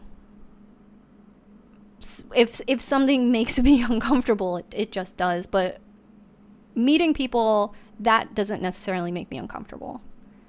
But if you came up to me and you were like, I liked your old nose better, I would be like, damn, that just ruined my day. I would prefer you didn't do that. I had a girl I met outside of a show. I was just walking home, but I walked past where like a show was coming out, so there was a lot of concentration of punk people in one area. And she was excited to meet me and talking to me, and her boyfriend was like, you're just a YouTuber? And I was kind of like, so you're making me feel bad. What's that about?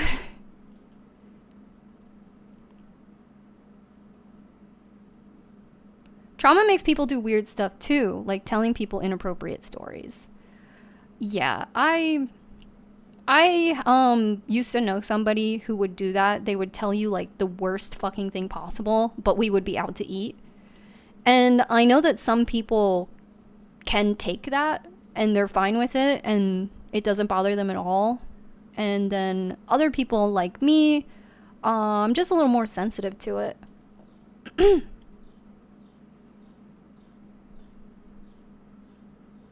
I'm sorry that happened. Yeah, so like you really don't know what kind of experience you're going to have, but I don't mind meeting people at all. I would host way more meetups too if I could, you know, have them somewhere.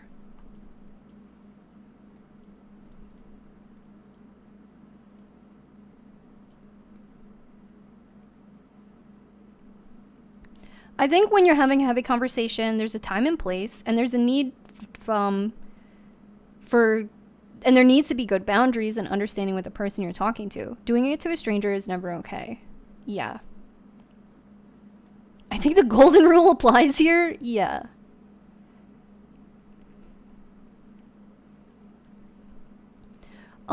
So no, like if you see me about, I love meeting people and talking to them, and not even that there's like a time limit. We were somewhere and we met one of my subscribers and they ended up staying with us the whole time.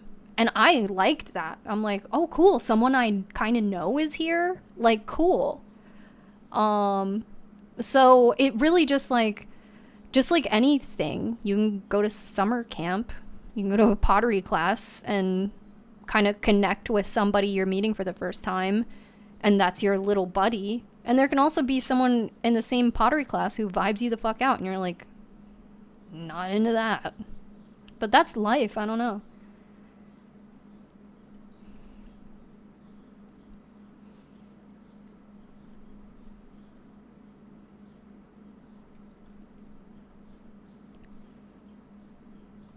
I kind of used to be a trauma dumper because I felt like the Me Too movement kind of pressured people to share stories. Possibly my hot take on my part. No, I think that it forces people to legitimize their victimhood by sharing their story, and I think that that is quite fried. Oh, you're not an authority in this conversation. Oh, yes, I am. Here's what happened to me. Oh, thank you for showing your victim card. Come right into this conversation. Like, ew, what the fuck? Yeah, I think it forces people to have to say something that might be private in order to participate in a conversation that is supposed to help them. I don't know. I don't know. I sometimes feel like I see people sharing online because they feel like they have to, and I'm sure that kind of social expectation trickles into our real life and our real life conversations. Just to lighten the mood, do you ever look at your cats and think, I'm living with 3 little murderers? I always think there's animals who live in my house.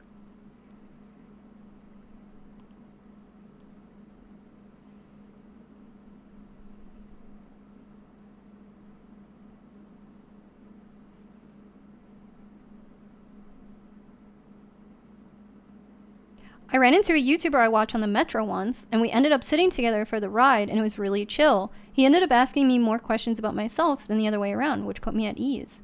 Yeah, one time I was in New York, and I was in line for the megabus home, and one of my subscribers caught up to me in line, and then we sat together on the way home. So it was really cool. I was like, yeah, I'd love to sit next to this tattooed girl. That's ideal. Yes, haunted. We'll all head out. I have to weed my garden. I had to do my garden. I've been telling my neighbor I would do it once it stopped raining, and now I have no more excuse. Thank you guys so much for hanging out with me today. Just a reminder that I have a fan house now. Fan house is like Patreon, but it's another platform entirely that a lot of creators are really digging because it just has like a lot more copyright protections, and it's new, and the split with the creators is better. It's just like a really nice whole shit. So make sure you check out my fan house. You can follow it for free. But to unlock the posts, to unlock certain posts, you have to be a member. So even just follow it and see how you feel. And then if you want to be a member, there's just one membership tier. And if anyone else has joined my fan house, I've updated like 3-4 times this week. And then in the next few days, we have this photo series all about my back tattoo that's coming out that I'm really proud of. So check that out. That's my fan house. Another way to directly support me. Wait. What was the... Okay, we're going to raid Julian. Thank you. And I hope everybody has a really nice week. And I will see you Friday. If not, follow me on socials, and I will announce any changes. Not to stream. Stream is on Friday, but I'm kind of thinking about also streaming on Wednesday. Okay, I love you.